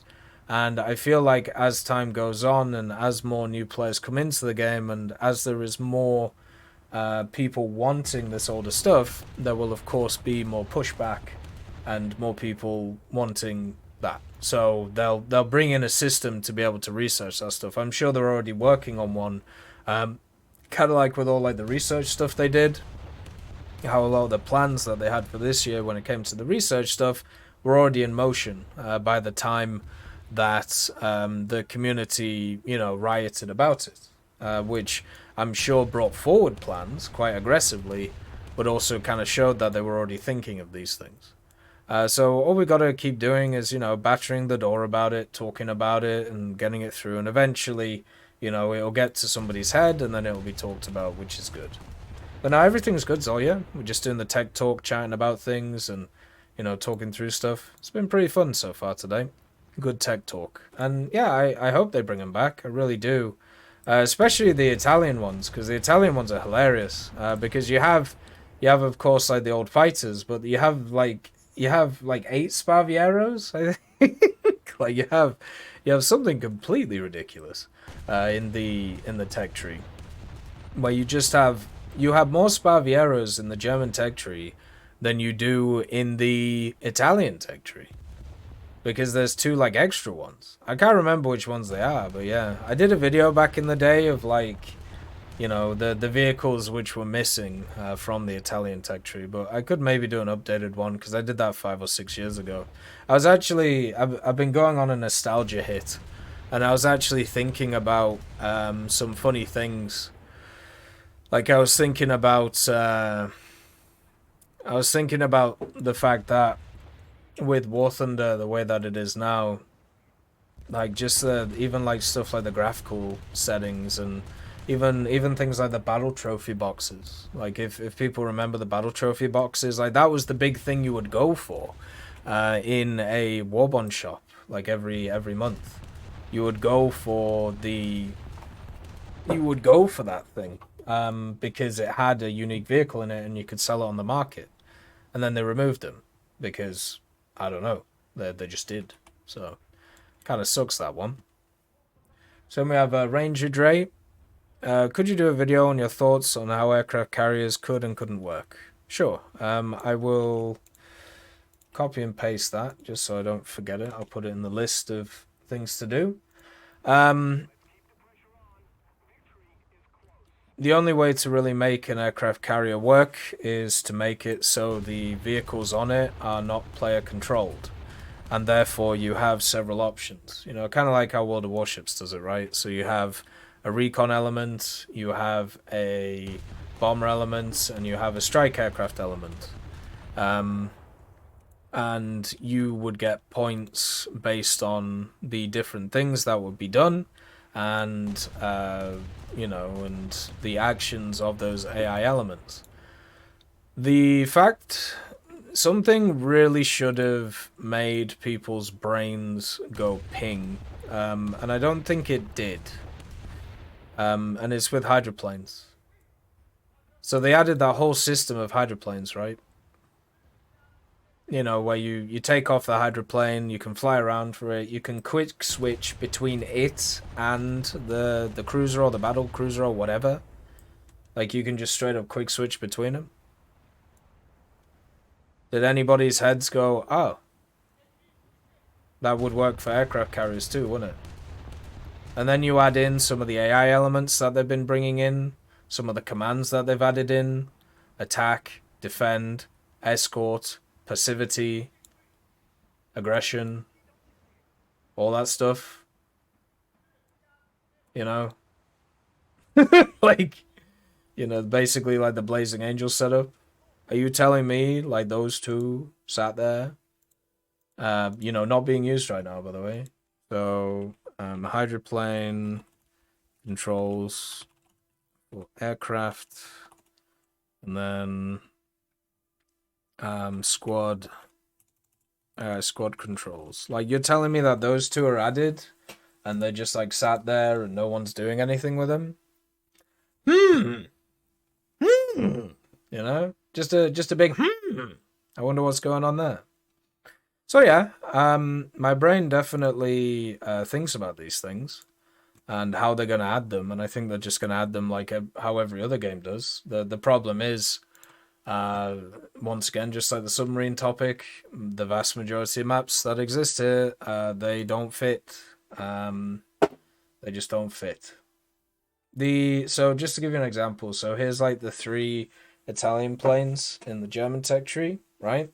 So these exist, and then these 3 exist. So these are Italian German planes. The cool thing is they actually have different camos. So this is the tricolor Luftwaffe one and the C202. Then also you have the summer camo as well, which I think is like the standard one. Hey Frog, nice to see you. Yeah, everything's good. So yeah, you can see this is the C202 skin. Pretty cool, right? And then you have these. Now watch this, okay? I'm just gonna remove the tech talk thing for a second. Look at this list. Boom. Absolutely ridiculous. Right? That is 7 Sparvieros. Hey Jack, nice to see you, man. Hopefully everything's good. 7 Sparvieros. Now, if you have a look at the Italian tech tree, there's 2 Sparvieros, and there's 3 Sparvieros.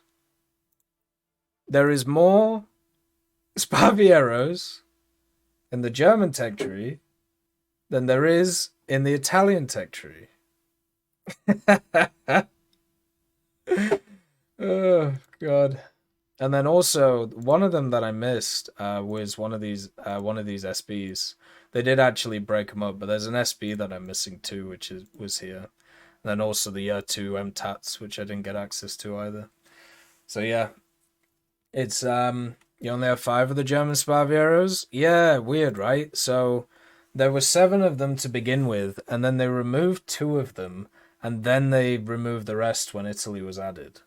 So yeah, it's like there's pretty much no functional difference between them. I can't remember which ones were here or which ones weren't, but yeah, like they're all basically the same. But it's just so weird, you know. And as I said, bring them back. Come on, 11 years. These things have nearly been out the game for like 10 years, you know. Goddamn. I could never fly due to getting motion sickness. I bought a new monitor and adjusted some settings. No more motion sickness. So now I get to try my hand at air. Starting with Reserve Germany. Wish me luck. Hell yeah, Jack. Good stuff, man. That's great to hear, brother. That's awesome. Good stuff. Should be a fun trip. Make sure to turn off the vibration stuff, so it's more still as well. That's another thing you can do. I can't remember where it is in the controls, but there is a parameter you can disable to make it so it doesn't, you know, when you hold WEP, it doesn't like shake yourself. But I can't remember where it is. It might be in controls. Does anybody know where that one is? It might be in movement controls. Force feedback. Turn off force feedback. Because basically when you do WEP, it goes... so yeah, just make sure to turn that one off. But hopefully you're good, 996, 997, 991. Hopefully everything's alright, man. Hopefully you're doing well. Alright, let's get back to the Colbert as we go through. But yeah, I'll do a video on it. I think they'll probably stick him in EC, or they'll do an event and see how they work and go from there. But I'll do a full video on it. So then we have Farm Dog. I'd just love to see a way to have better controls for console users. My mum passed this last spring, and money in life has been crazy. I don't have the funds to get a keyboard and mouse for all the controls on a controller. You have to use all the buttons for many different things or combos of buttons. It's frustrating, but great work, man. Love your vids. Well, thank you. That's very kind. And yeah, it sucks when life hits you hard, and it generally isn't very fun. My mother passed about 5 years ago now, and that wasn't a very fun experience. So hopefully you are handling it better than I did, because I went into full shutdown mode for about 2 weeks, which is something that's one thing I've been never good with dealing with. I'm very bad with death. I've run into situations where I had basically no money as well. Keyboards and mice you can pick up from secondhand stores or from value villages is the thing over here, which have a lot of them.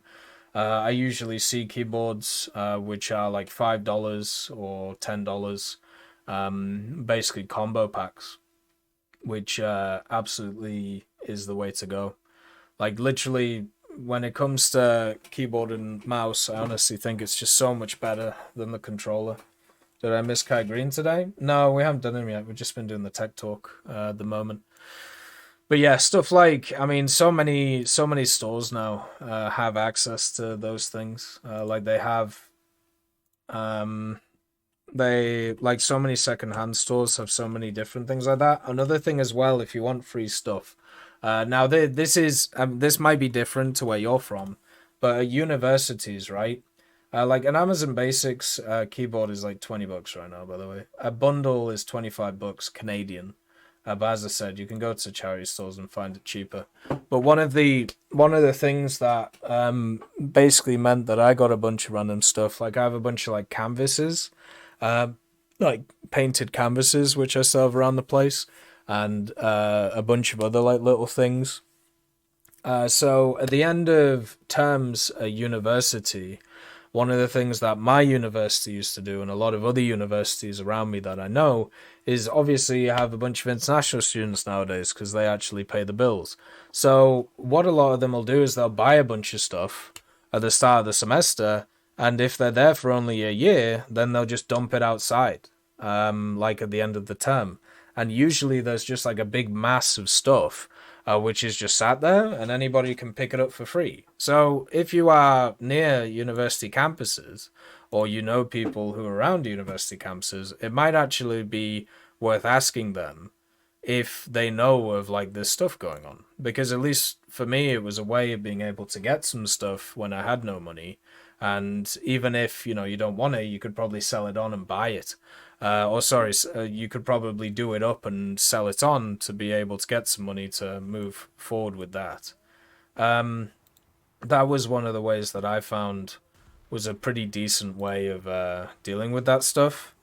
And keyboards and mice and stuff like that, massively will be around that as well. Yeah, you can also borrow some from libraries as well.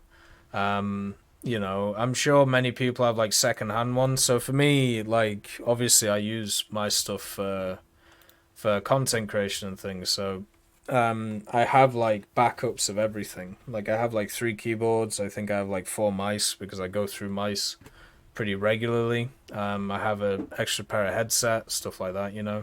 So it's always good to have like backups of these things. And since a lot of people will have backups, or because people will change them over and over again, they'll be willing to give them out for pretty cheap. Like even like Facebook Market and stuff like that. Like let's see. Well, yeah, that's the other thing. Like I mean, if you're all right with like doing stuff like that, like I could easily send you money for if you want to pick something up, or we could sort something out where we get some sent to you. Like that's another thing as well that can happen. Like if people are interested in it, especially since people are in different financial places and value different things. Like $25 for a mouse and keyboard ain't too bad, but as I said, I'd exhaust the other options first, because at least from my point of view, I never like taking stuff off people without giving something back, because the area where I'm from in the world is very much a barter area. So what would happen, especially when I was younger, is a lot of people who were born around my area, they would do little odd jobs for you without kind of telling you, and then just be like, oh yeah, so there you go, we sorted it out for you. And then what they would do is they'd be like, oh, you know, I did that thing for you. Oh, well, I need this thing doing. And it was like, well, what the fuck? Like, I didn't even ask to do the first thing in the first place. So I've always been in that mindset that if you are gonna do something like that, there are a lot of people who are there just out of the goodness of their heart, which is grand. But there's always got to be a backup as well, like some kind of barter for it. But yeah, there's plenty of different ways of doing these things, and hopefully you can get it sorted. If not, you know, I'm sure on YouTube there are some like console control setups, but I personally would find it very hard to use consoles, or very hard to use a controller in War Thunder. It definitely wouldn't be viable for me to do at the end of the day. Let's see, right? Good old Kijiji. Let's have a look at Kijiji. Let's see what is there any, do you think there's any keyboards in my area of Kijiji? Keyboards. Oh, I put keyboard. That's a problem. There we go, keyboard. $30 for a Cooler Master mechanical keyboard. So if you never want to sleep and just hear constantly, that's how you can do it. $40 for a Demon Slayer one. So yeah, not too bad. 10 years, crazy, right? But yeah, it's so much, you can be so much more precise on a keyboard and mouse, and it just makes it easier, because you know you're not, it feels like you're not fighting the game constantly. I don't know how people play like Enlisted on keyboard. That must be nuts. Alright, let's see. The dog has been very egregious today. AJ? Hey, could you give it a rest, brother? Take one for the team and realize there's nothing there. No? Okay. Barry's doing fine. He's good. He doesn't bark. So, you know, big positives. We haven't got a replacement yet, because I'm trying to find one that AJ won't eat. The problem is he eats everything, so. When January comes, we're gonna do a big kind of,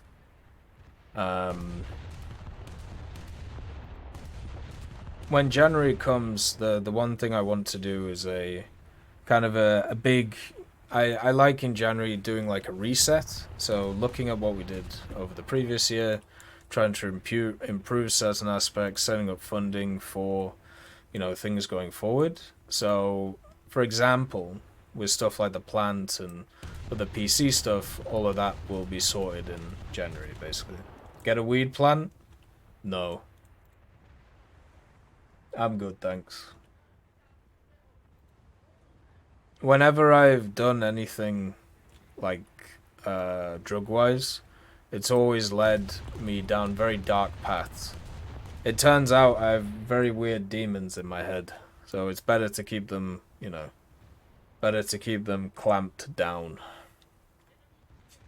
Just like my dog at 10 PM, he barks at anything, even birds 4 houses down. AJ, between the hours of 10 AM and 2 PM, is an absolute monster. He works for 4 hours a day.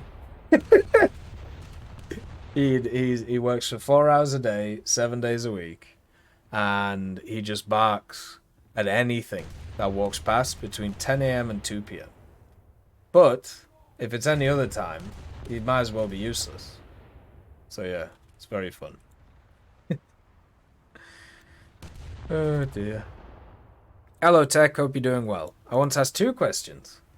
Why Italian F-104S Starfighter can't take the M61 Vulcan and the AIM-70 Sparrows in the same loadout? It's annoying since the Vulcan is just so useful. At the same time, I feel like the Sparrows are necessary at 11.0.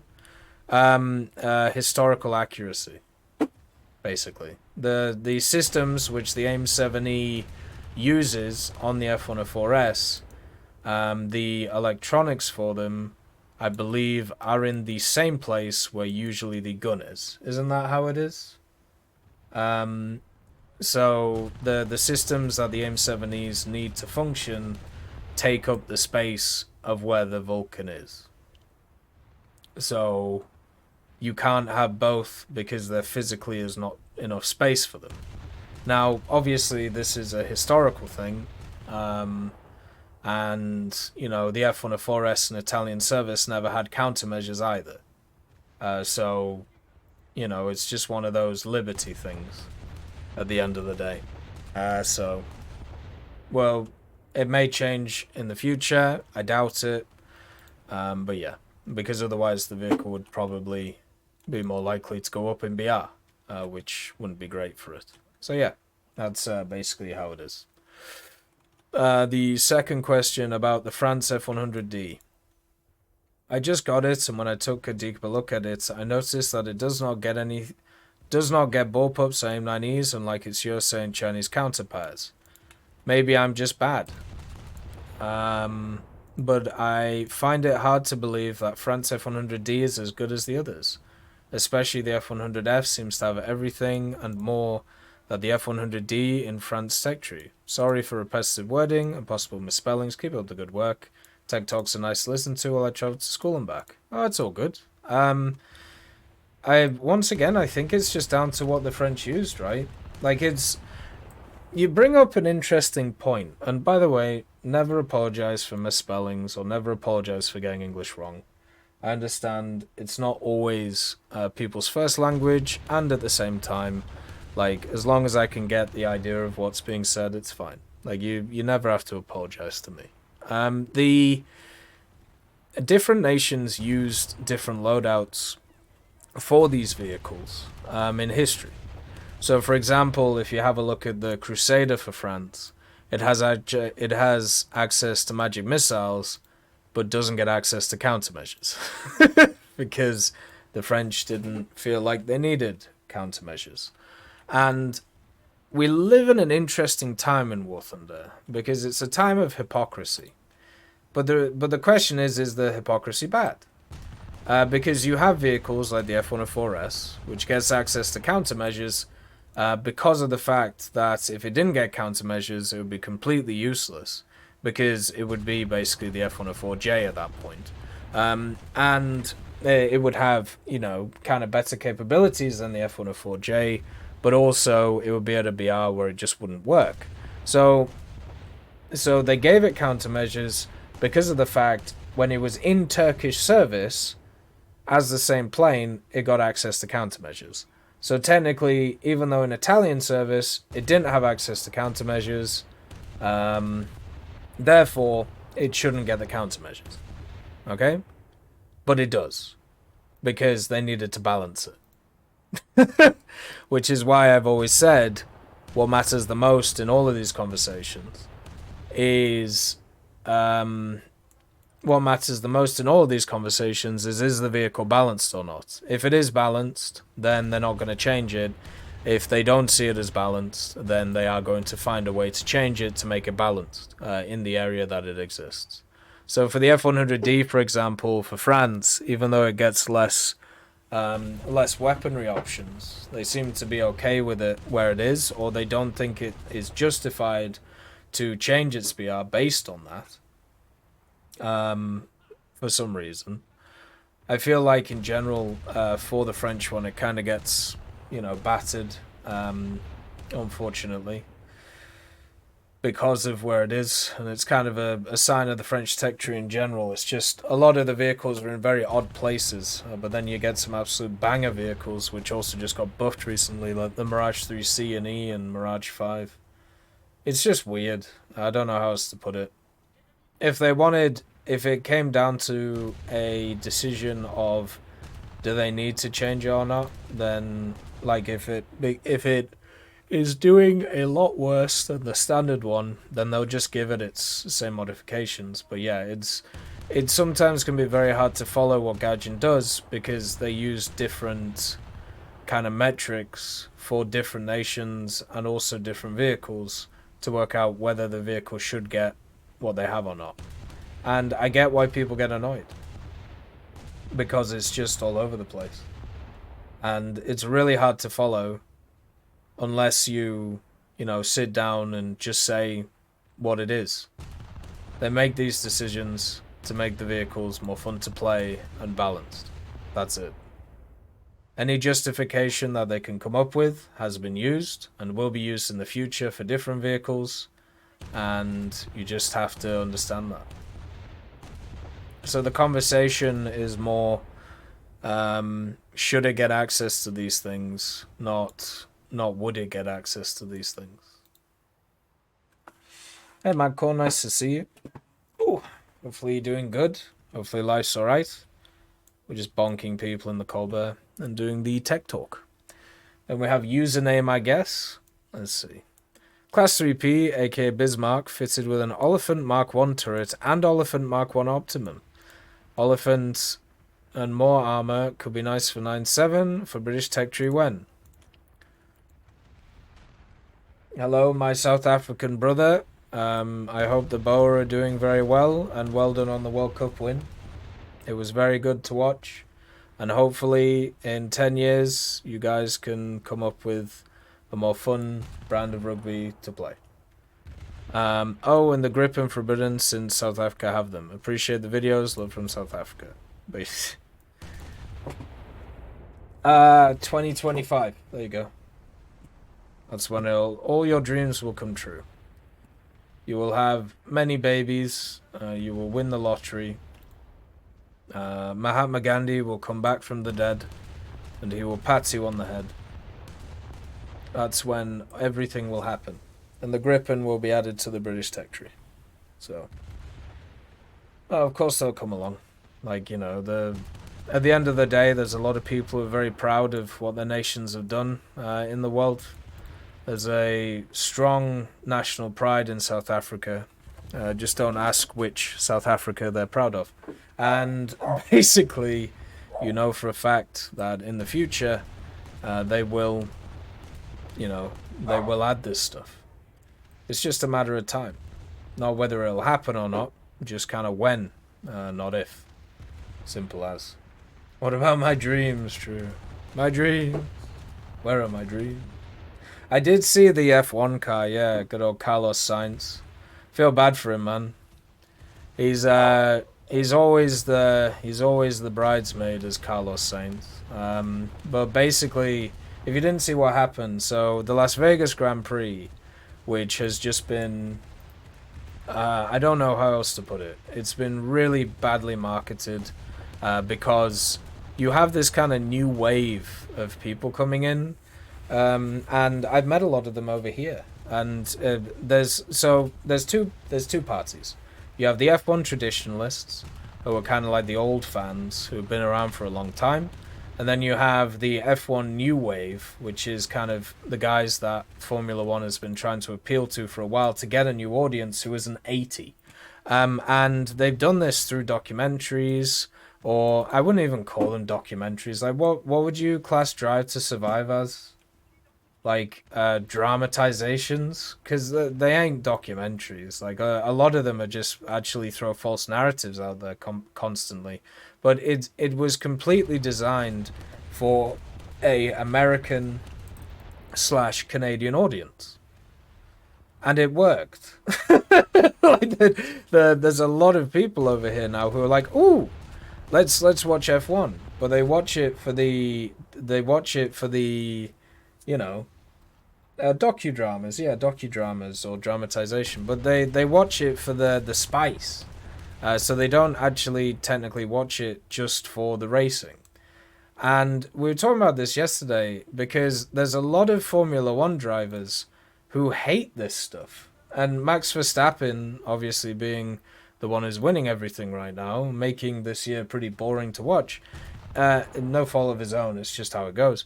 But he came out and said that the Las Vegas kind of thing is 99% show and 1% race. And I think what's going to happen over the next few years is these guys who get paid millions and millions and millions of dollars to race around a track, who a lot of them were born into this life, by the way. Carlos Sainz Jr., Max Verstappen, if you know who, Max's dad was. If you have a look at Leclerc and who he's from, right? Like, a lot of these families have been, like, ingrained in racing for a long time. They're going to actually have to start doing interviews, proper ones, not just being like, oh yeah, well, we went around the track and everything felt good. They're going to have to actually start, doing what American sportsmen do or Canadian sportsmen. We don't remember hockey because hockey, they're just awful at interviews. Oh, so what do you feel like you're doing tonight? Ah, well, hey, I just want to stick it in the goal, and then hopefully if we stick it in the goal, we'll win. And yeah, we're gonna try real hard, and we're gonna fire it really hard, and hopefully our goalkeeper stops their shot. But yeah, they need a personality. Like, so if you have a look at the Formula One drivers, none of them have personalities. Lewis Hamilton is seen as having a personality, when his personality is basically complaining, even when he's winning, and also at the same time basically saying that he is oppressed, while being paid millions and millions of dollars, and saying that the world should do better on climate change while he sits on his massive mega yacht, right? That is not somebody who really appeals to the common person, okay? I know people think that they do, but it just doesn't, okay? Especially since Lewis Hamilton actually has a really cool story. And also, people did treat him like crap, and people were prejudicial against him, even people who used to own Formula One, with Bernie Ecclestone, right? He actually has a really cool, interesting, like, kind of upbringing, with the karting and his father and the story behind it and how he was kind of a trendsetter. But he's just a bitch now. So, like, he's just the same as all these guys. He's just an overprivileged, like, guy who just whines about the smallest little thing in society while doing all of the standard stuff. It's just like AOC, man. Like, they all start as these people's champions, whether it's like political people or, sports people, and then they all just say the same things over and over again because they don't want the money to stop. It's the same with LeBron, man. Exactly the same. There are certain issues which you have to be for, and there are certain issues which you have to be against because the brands that back you say that, right? It's so fucking boring. So boring. And all of the Formula One drivers are like this. All of them.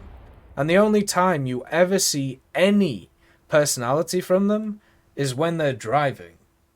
Which is why when you hear like the team radios and you hear like them talking, that's when the juicy stuff comes out.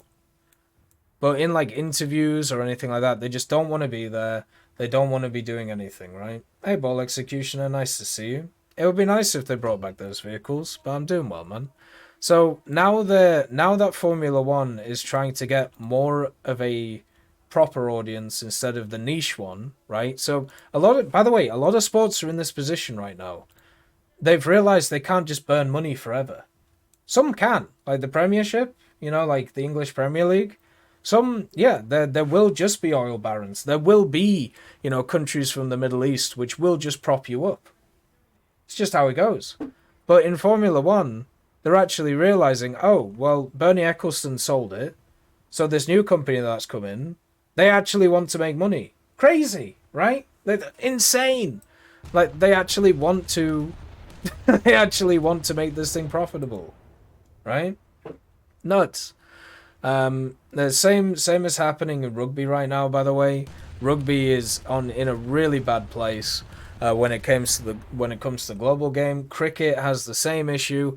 A lot of these sports, which aren't like the mainstream sports, even the NFL is looking to try and expand into different areas because of the fact that they have tapped out the market that they have, and they don't think that market is big enough.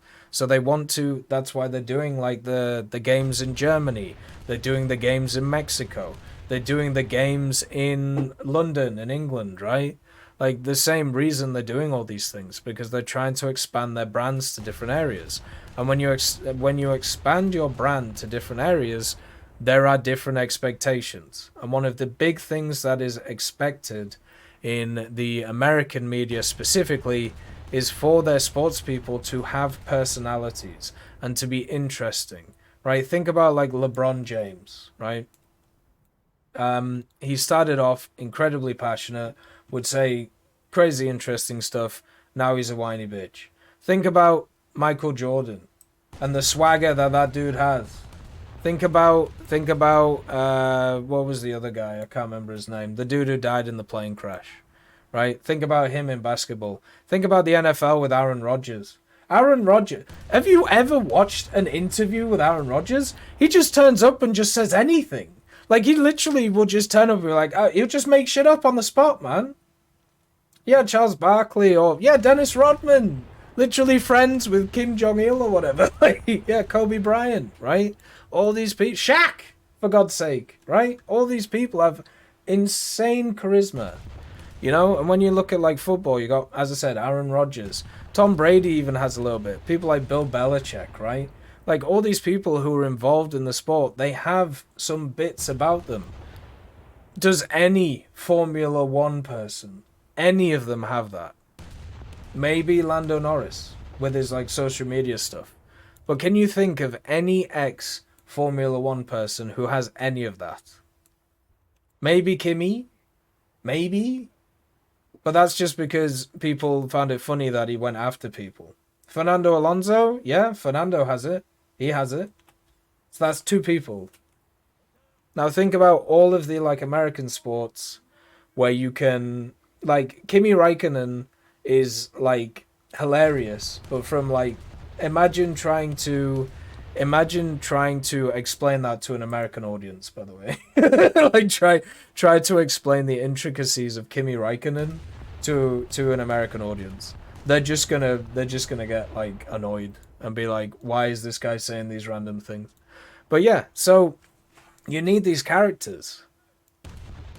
And of course the Formula One guys, they just want to race. That's what they're built for. They're not built for this media stuff.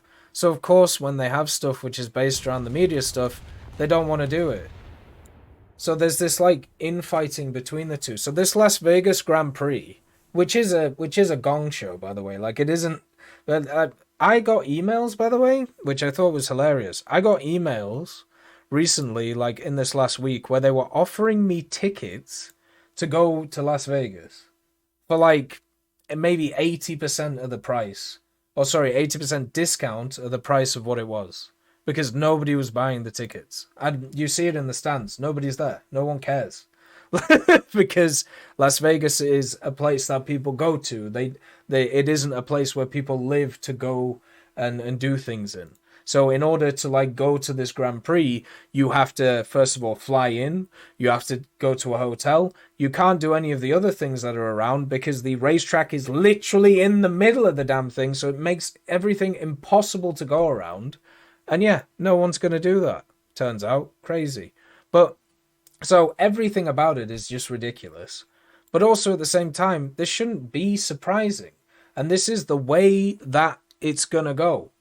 Right? Because this is your new target audience, right? Which is just crazy. Your target audience is America and is Canada because the Chinese don't care about this type of thing. And the Europeans, you've already tapped out that market. When it comes to Asia, yeah, I mean, that's also tapped out because you have races there. So this is the area you have to focus on. And that means that people are going to actually have to start doing ancillary stuff. You can't just do however many races a year and do nothing else. Like, think about during COVID when Leclerc did those like streams on Twitch, and he got a ton of people watching him, and all he was doing was just racing on video games. You're going to have to start doing more stuff like that, right? Like, it's nuts. I live in the US and I haven't seen any of it so far, and won't see the race live in the US because it comes on way too late.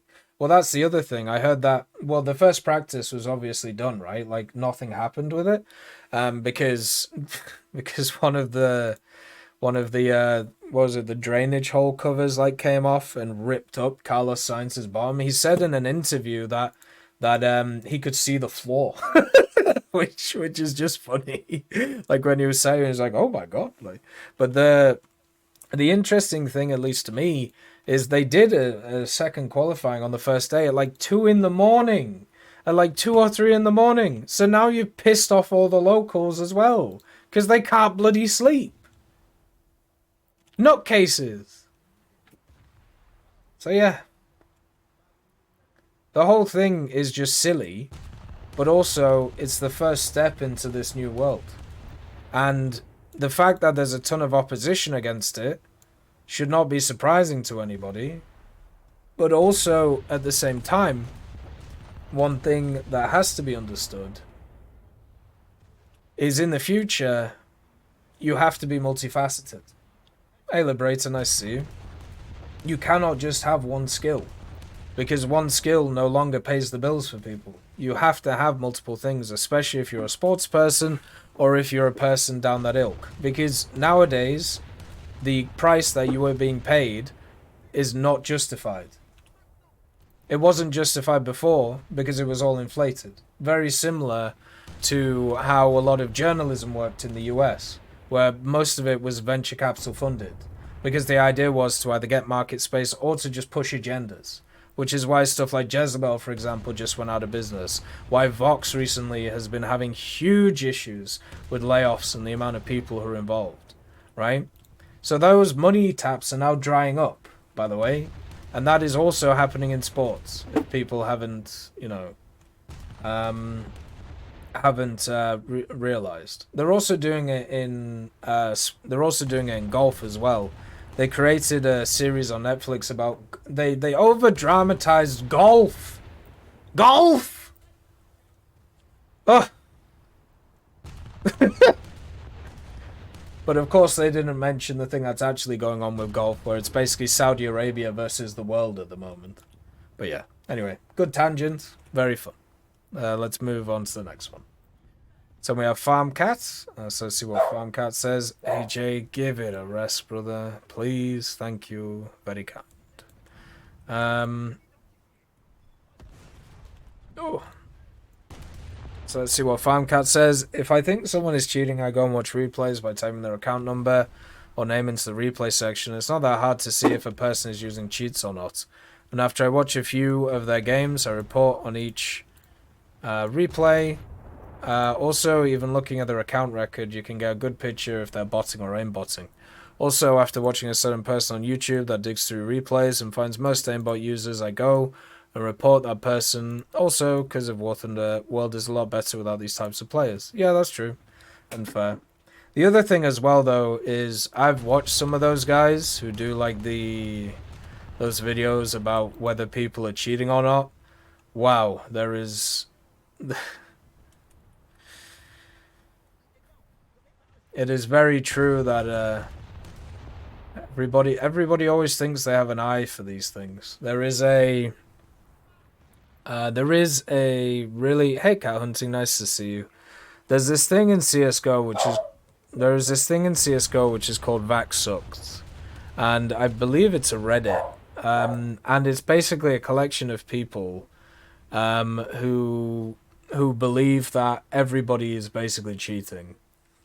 And they always post clips about why or this person's cheating because of this reason, and they just completely forget about everything else at the end of the day. In War Thunder, you have a similar situation where if you take things that, like, there's a lot of people who believe that because of basic desync stuff, that people can't pull off shots that they're able to do. Like, especially in like aircraft, I see it a lot, where they believe that people are using aimbots while swinging around, you know, their planes to be able to get shots on.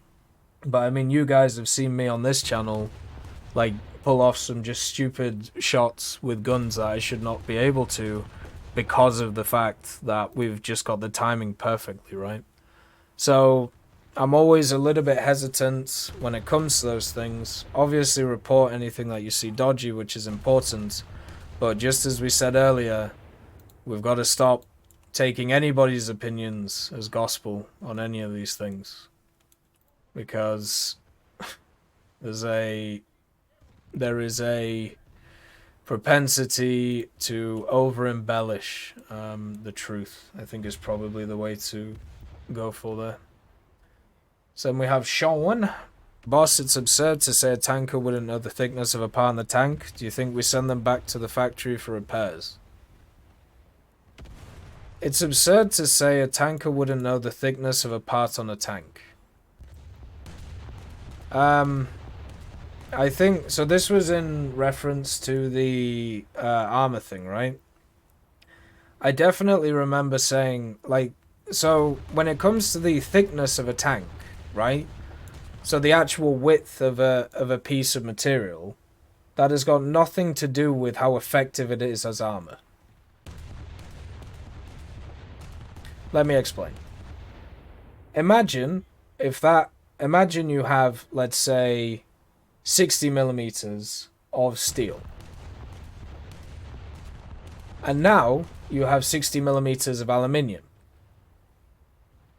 So the thickness has not changed, but the effectiveness of the material at stopping a projectile has changed. Now imagine you take that, you hollow out the inside of the steel, and then you add in a ton of different materials, all at different percentages, at different angles, that you don't know the composition of. Now imagine you do that for every single vehicle across the world. And you're telling me that every tanker now knows the effective thickness of that. Even though all of those things, all of those, you know, setups and all of their, like, compositions are classified on all of these different vehicles. It isn't just as simple as getting a tape measure. Okay?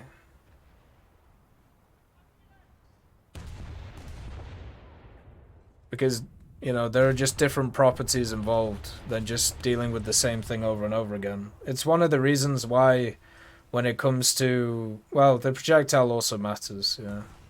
But at least for me, I always see it as like the same thing. But the other thing as well, shit, what was it? Yeah, the other thing as well to also think about in this case is, as I said in like the earlier thing, there is absolutely no reason for anybody to know those values. The only reason to know those values, as I said, is for people to know what it's effective against, but there is no reason for you to know the actual composition of everything that goes into it. Because there is no benefit to you for knowing that, and there is no benefit from other people knowing that you know that. So there's no point in you knowing that, right? That's pretty much what it is. Hey, Meg Big Boom, nice to see you. It's been a while since I watched your streams, and I gotta say you seem much more energetic compared to what I remember from years ago. Oh, well, that was probably a long time ago. It's mainly because I'm a lot less stressed nowadays. Like, in the past, I was very much more work-orientated and also ate way too much and had issues with injuries. I have no issues with injuries right now, apart from a slight back spasm, I think. And then also been working out a ton, gone back to old methods, and it's been very fun. And also work has been pretty much more relaxing since I've been able to build foundations. So yeah, everything's all right. It's mainly just because I've got all the foundational stuff sorted now, so I don't have to worry about that. Everything works like clockwork, so I can just kind of chill. It's pretty good. It's pretty good.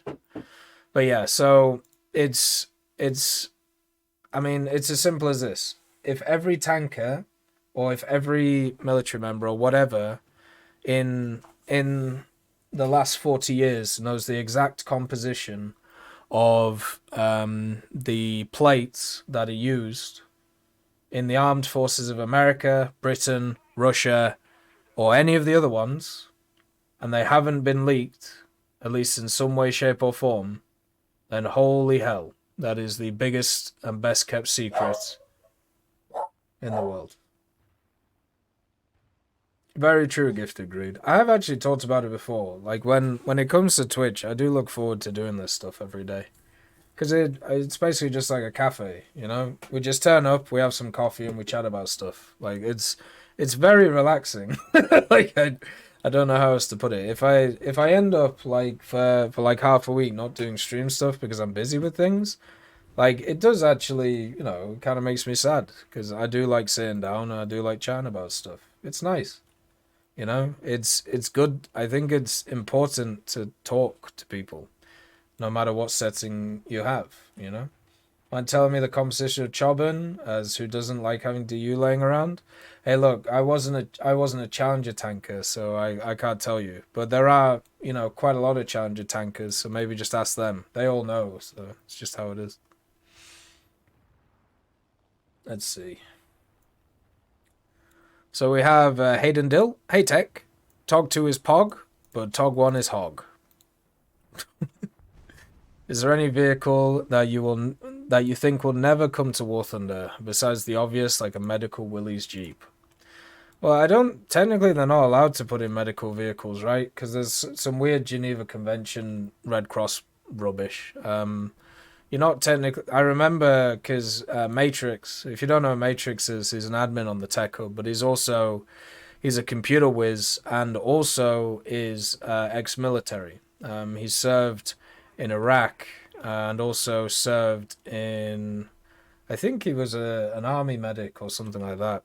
But somebody made him a skin for an M113, which is something that he served in, and I think he was a driver for as well. You'd have to ask him all these things. But it was put on War Thunder Live, and the moderator took it off because of some weird rule where you cannot have combat vehicles which have like the Red Cross on it because it's a war crime. And I was like, this is a game with like anime titty like camos. Are we really saying that's the line? Like, are we? Like, it was one of those moments where I was just sat there like, wow, you know, some people definitely have very different standards when it comes to these things. Oh dear. But yeah, so it was quite funny with that, how it was all set up. And I'm hoping that obviously in the future we can have, you know, more stuff like that. I think if I'm honest, vehicles that can't defend themselves, you know, I don't think we'll ever have like proper scout vehicles, like where they just don't have anything, you know, like a Jeep without a gun. Like I can see a Jeep with like a 50 cal or something, but yeah, or you know, I don't think we'll get a Jeep with a fat man on it, you know. I think a Jeep with recoilless would make sense. I honestly believe when it comes to that stuff, anything is possible as long as it has some kind of armament. The ones which are not as obvious are things like bridge layers. Like, can you imagine if they added bridge layers? That'd be pretty cool. Hey, Uhtred, nice to see you. Same happened with Among Us. They had to change the med bay to a green cross because of war crime. Imagine people caring so much about that stuff. It's a video game. Like, especially Among Us. Like, come on. God damn. But yeah, so for me, yeah, stuff like bridge layers. I don't think bridge layers ever make it. I'll be incredibly surprised if World War One tanks make it. But at the same time, like there are some which would not really make sense in the game, but I could see them adding just for like historical stuff. So yeah. But I'd stick with vehicles that can't protect themselves. So for example, like bridge layers. That to me would be a no-go. But yeah, nice to see the TOG at the end of the day. Then we have another one from FarmCat talking about cheetah stuff, which is fair. I'm just gonna skip it. If you want to read it, you can, but I don't think there's a. It seems very similar to the other one, and yeah, cheetahs suck. Like it really sucks that people can't just enjoy the game. Like I get that people do enjoy the competitive advantage and things like that, but the stuff that you get out of cheating in a video game is just so little compared to anything else. Like, you know, if you are looking for ways to try and, you know, to try and improve life and everything like that, or try and get a step ahead, I feel like cheating in a video game is basically the lowest of, well, probably not the lowest of the low, but it's not high up there at the end of the day. So we have my Spartan. I think it's fine to put Polish in the French. Apparently, the Polish army was recreated in France and an armoured motorised brigade after their defeat in 39. Yeah, they were also recreated in England at the same time. You obviously had the Polish Air Force in England. The Poles fought all the way through the war. They were actually some of the most prolific fighters in the Battle of Britain, using hurricanes. So yeah, I think overall they could add him to France if they wanted. Like they're one of those very malleable nations that they could basically just put anywhere. So well done, Pedro. Good stuff, man. So yeah, they could put him anywhere if they wanted to. They're one of those whichever nation gets Poland, if they decide to do a sub tree for them, goddamn, like they're gonna get a pretty big advantage. Hey class, nice to see you. I'm doing well, man. What do you think of the J37D Vigan in the game currently? I have absolutely no opinion on it. It's a plane. It goes fast. Right.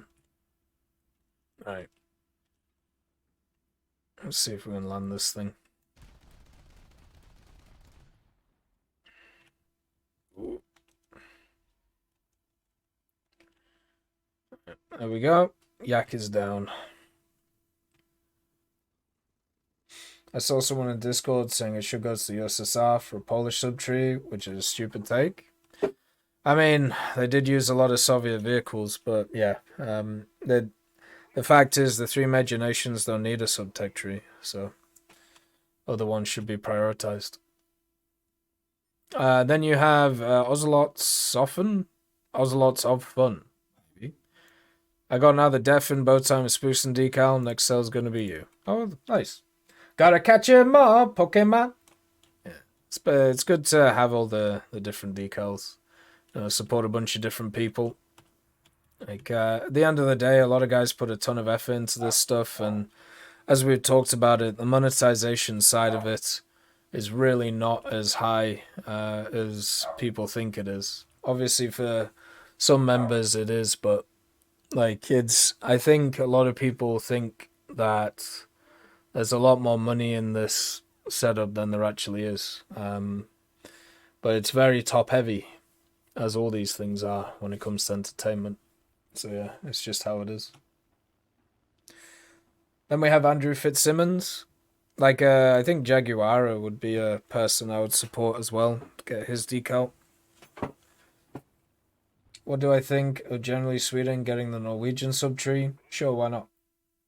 Just put them all in, make them fun. Hey Charlie, nice to see you. Doing good. We're just doing the tech talk as we're going through. So we have Andrew Fitzsimmons. The 8-7 fronts lineup should go back to 8-3. It feels awful in an up tier unless you play on maps you can be unless and snipe. I'd rather play 95% of the other 8-3s or 8-7 MBTs over the AMX 30B2. And who the hell thought about putting absolute trash AMX 13 hot at 8-3 was a good idea should be fired. It's criminal what Gadget has done and continues to do with the French tech tree. What if I tell you the AMX 13 hot, before all of these changes, used to be 8-7? And end of the line! Oh! Boy, would you have had a great time with that one. Such a fun and enjoyable moment. But what you should do is you should use the custom site for the AMX 13 hot if you can find it on the War Thunder Live. It's a fantastic site. It shows you the arc of the missiles and everything. But yeah, the AMX 13 hot is in a terrible position, but has been since it's existed. I think the biggest... So, with the BR changes for the French, they up BR... Basically, it's BR decompression, right? At the end of the day. So, they still face the same stuff they faced before. I think the bigger issue is actually the fact that they've made so many of the maps cramped now. Every map has been, like, squished by, like, 5 or 10%. And the way that you play those French vehicles is you play them as more passive vehicles, kind of like you play like the Challengers, right? So you don't sit back, but you take angles which are near zones, waiting for people to push in, and then hammer them for over pushing and not taking, the more defensive routes. That's how you actually do really well in those French vehicles. And if you do have to go aggressive, then you can use the 20mm to be able to take out a bunch of stuff. And it works great. It's really, really good. But if they keep squishing the maps over and over again, then that basically means that you can't do that anymore. Because you're sat in positions where what'll end up happening is you'll be squished. You'll be squished into these areas where you're forced into these head-on engagements. And you're forced into these areas that just don't benefit them. And I think these map changes that they've done, the map changes that they've done benefit the vehicles that were already really good. They benefit standard medium tanks, light tanks, and all that stuff. What they do is they cripple the vehicles, which hardly anybody plays anyway. The ATGM vehicles. Like, they don't do as well in straight-up fights. Stuff like off-meta medium tanks, same thing. You need to be able to eke out other advantages. Same with a bunch of light tanks too, which aren't exactly meta. A lot of SPGs and SPHs have this too. So if you get rid of all those positions and just make it a straight shootout, which a lot of the different changes have done, then it's just going to crucify those vehicles. And that's what we're going to see with all these French vehicles, because they're not meta. You know, you have to play them in different ways. And yeah, it just sucks. Because we're getting to a point now where, because so many people basically play the same stuff, you're going to get maps which are tailored around that stuff. Therefore, you'll get more people that play that way because you can't play any way else. And what'll happen is exactly what happens with events now, where all of the major vehicles in the events are from the top 3 nations, or definitely from the 5 major nations, because that's what everybody plays. So you just get more and more streamlined gameplay, less and less different stuff to try and work around with, and it's because the vast majority of people only play a very small amount of the game. It just sucks. Yeah, Norway have a ton of aircraft they can add in. Pretty much all American, but, you know, that's basically what sub-tech trees are. Either American or Soviet stuff. Then we have Toshio. Yes, California compliant strike. California, here we go. Then we have Sean Monferred. This is Zach Osborne in Canada. Who is Zach Osborne? Does anyone know who Zach Osborne is?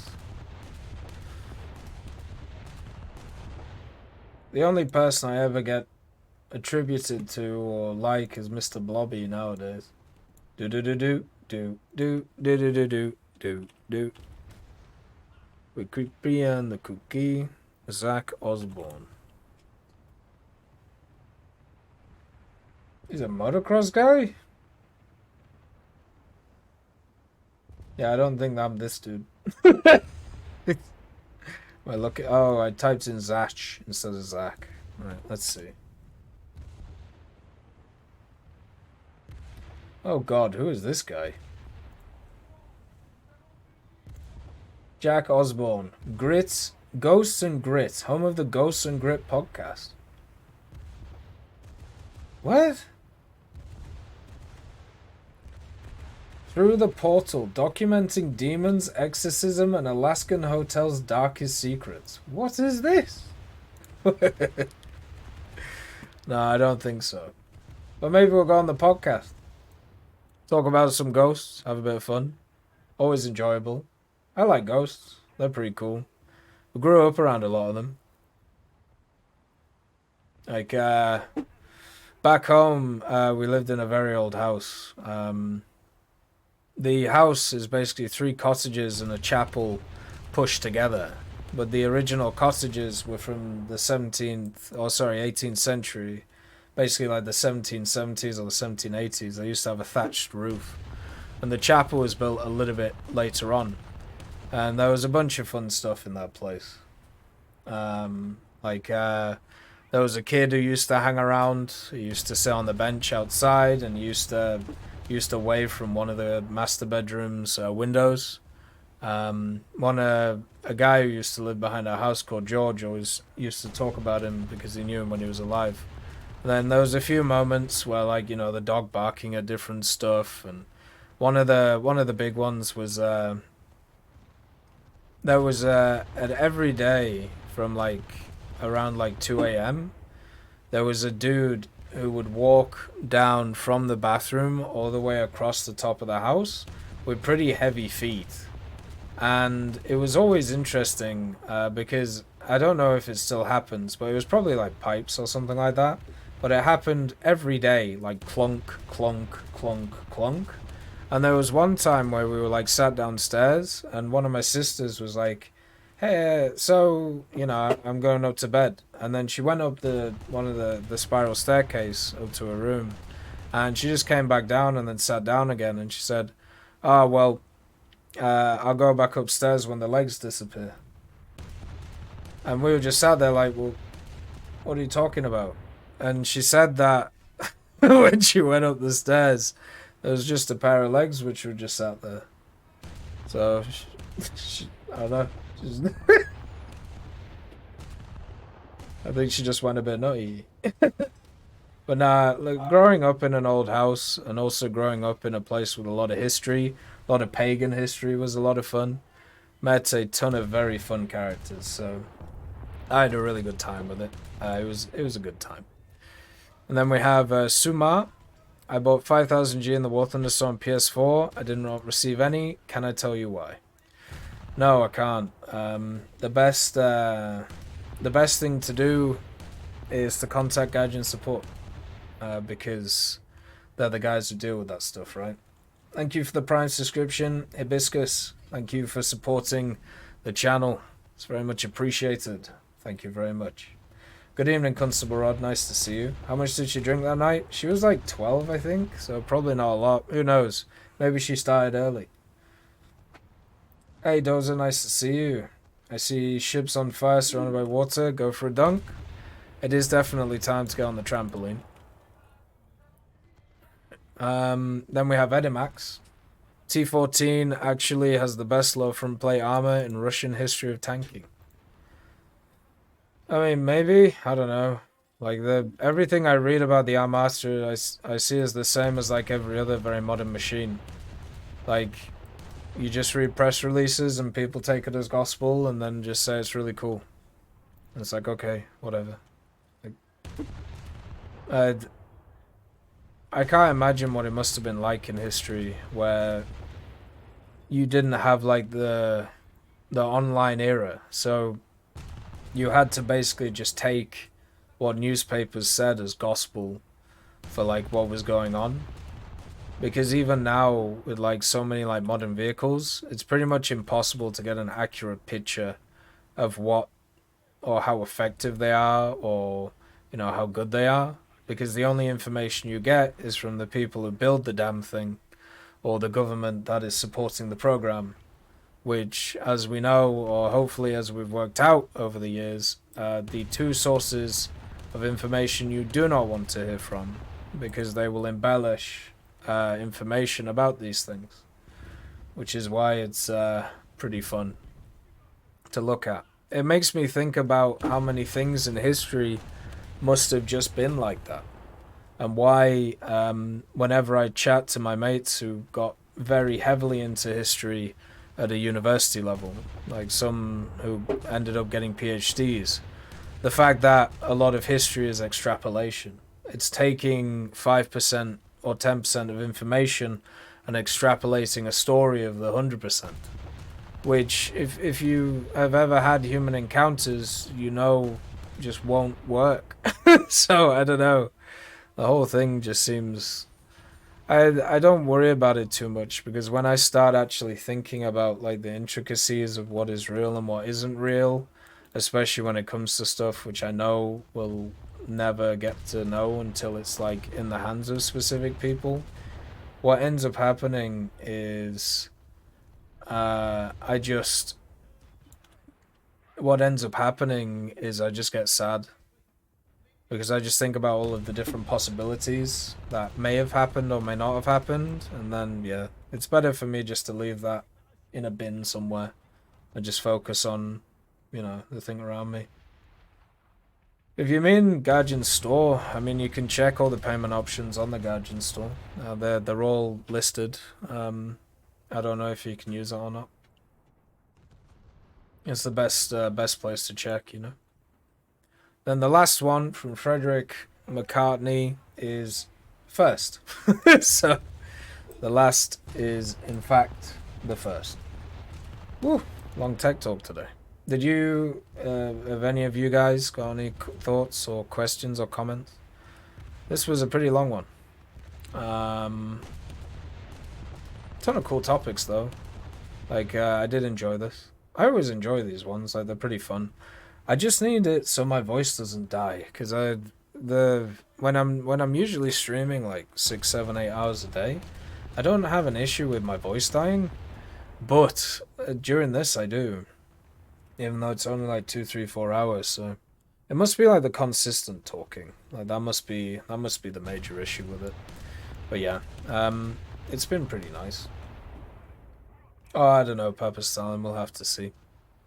Anything is possible. What's in your DNA that makes all of us like you and enjoy your content? I don't know. I honestly have no idea about any of that stuff. I don't, once again, like thinking about it. I don't like looking at the numbers, ever, because it just makes me afraid, when it comes to all that stuff. I'm built for chatting to people, but on more of like a small basis. I don't think I'm built to chat to people on a big basis. But the problem is it's getting to a point of being a big basis, Thank you for the raid, British Gamer. That's very kind of you. I don't like looking into the analytics side of things or why people do certain things in that sense, because I feel like if I started doing that properly and started fully focusing on that stuff, then it would just lose what I actually am, which is a dude who just plays video games and chats to people.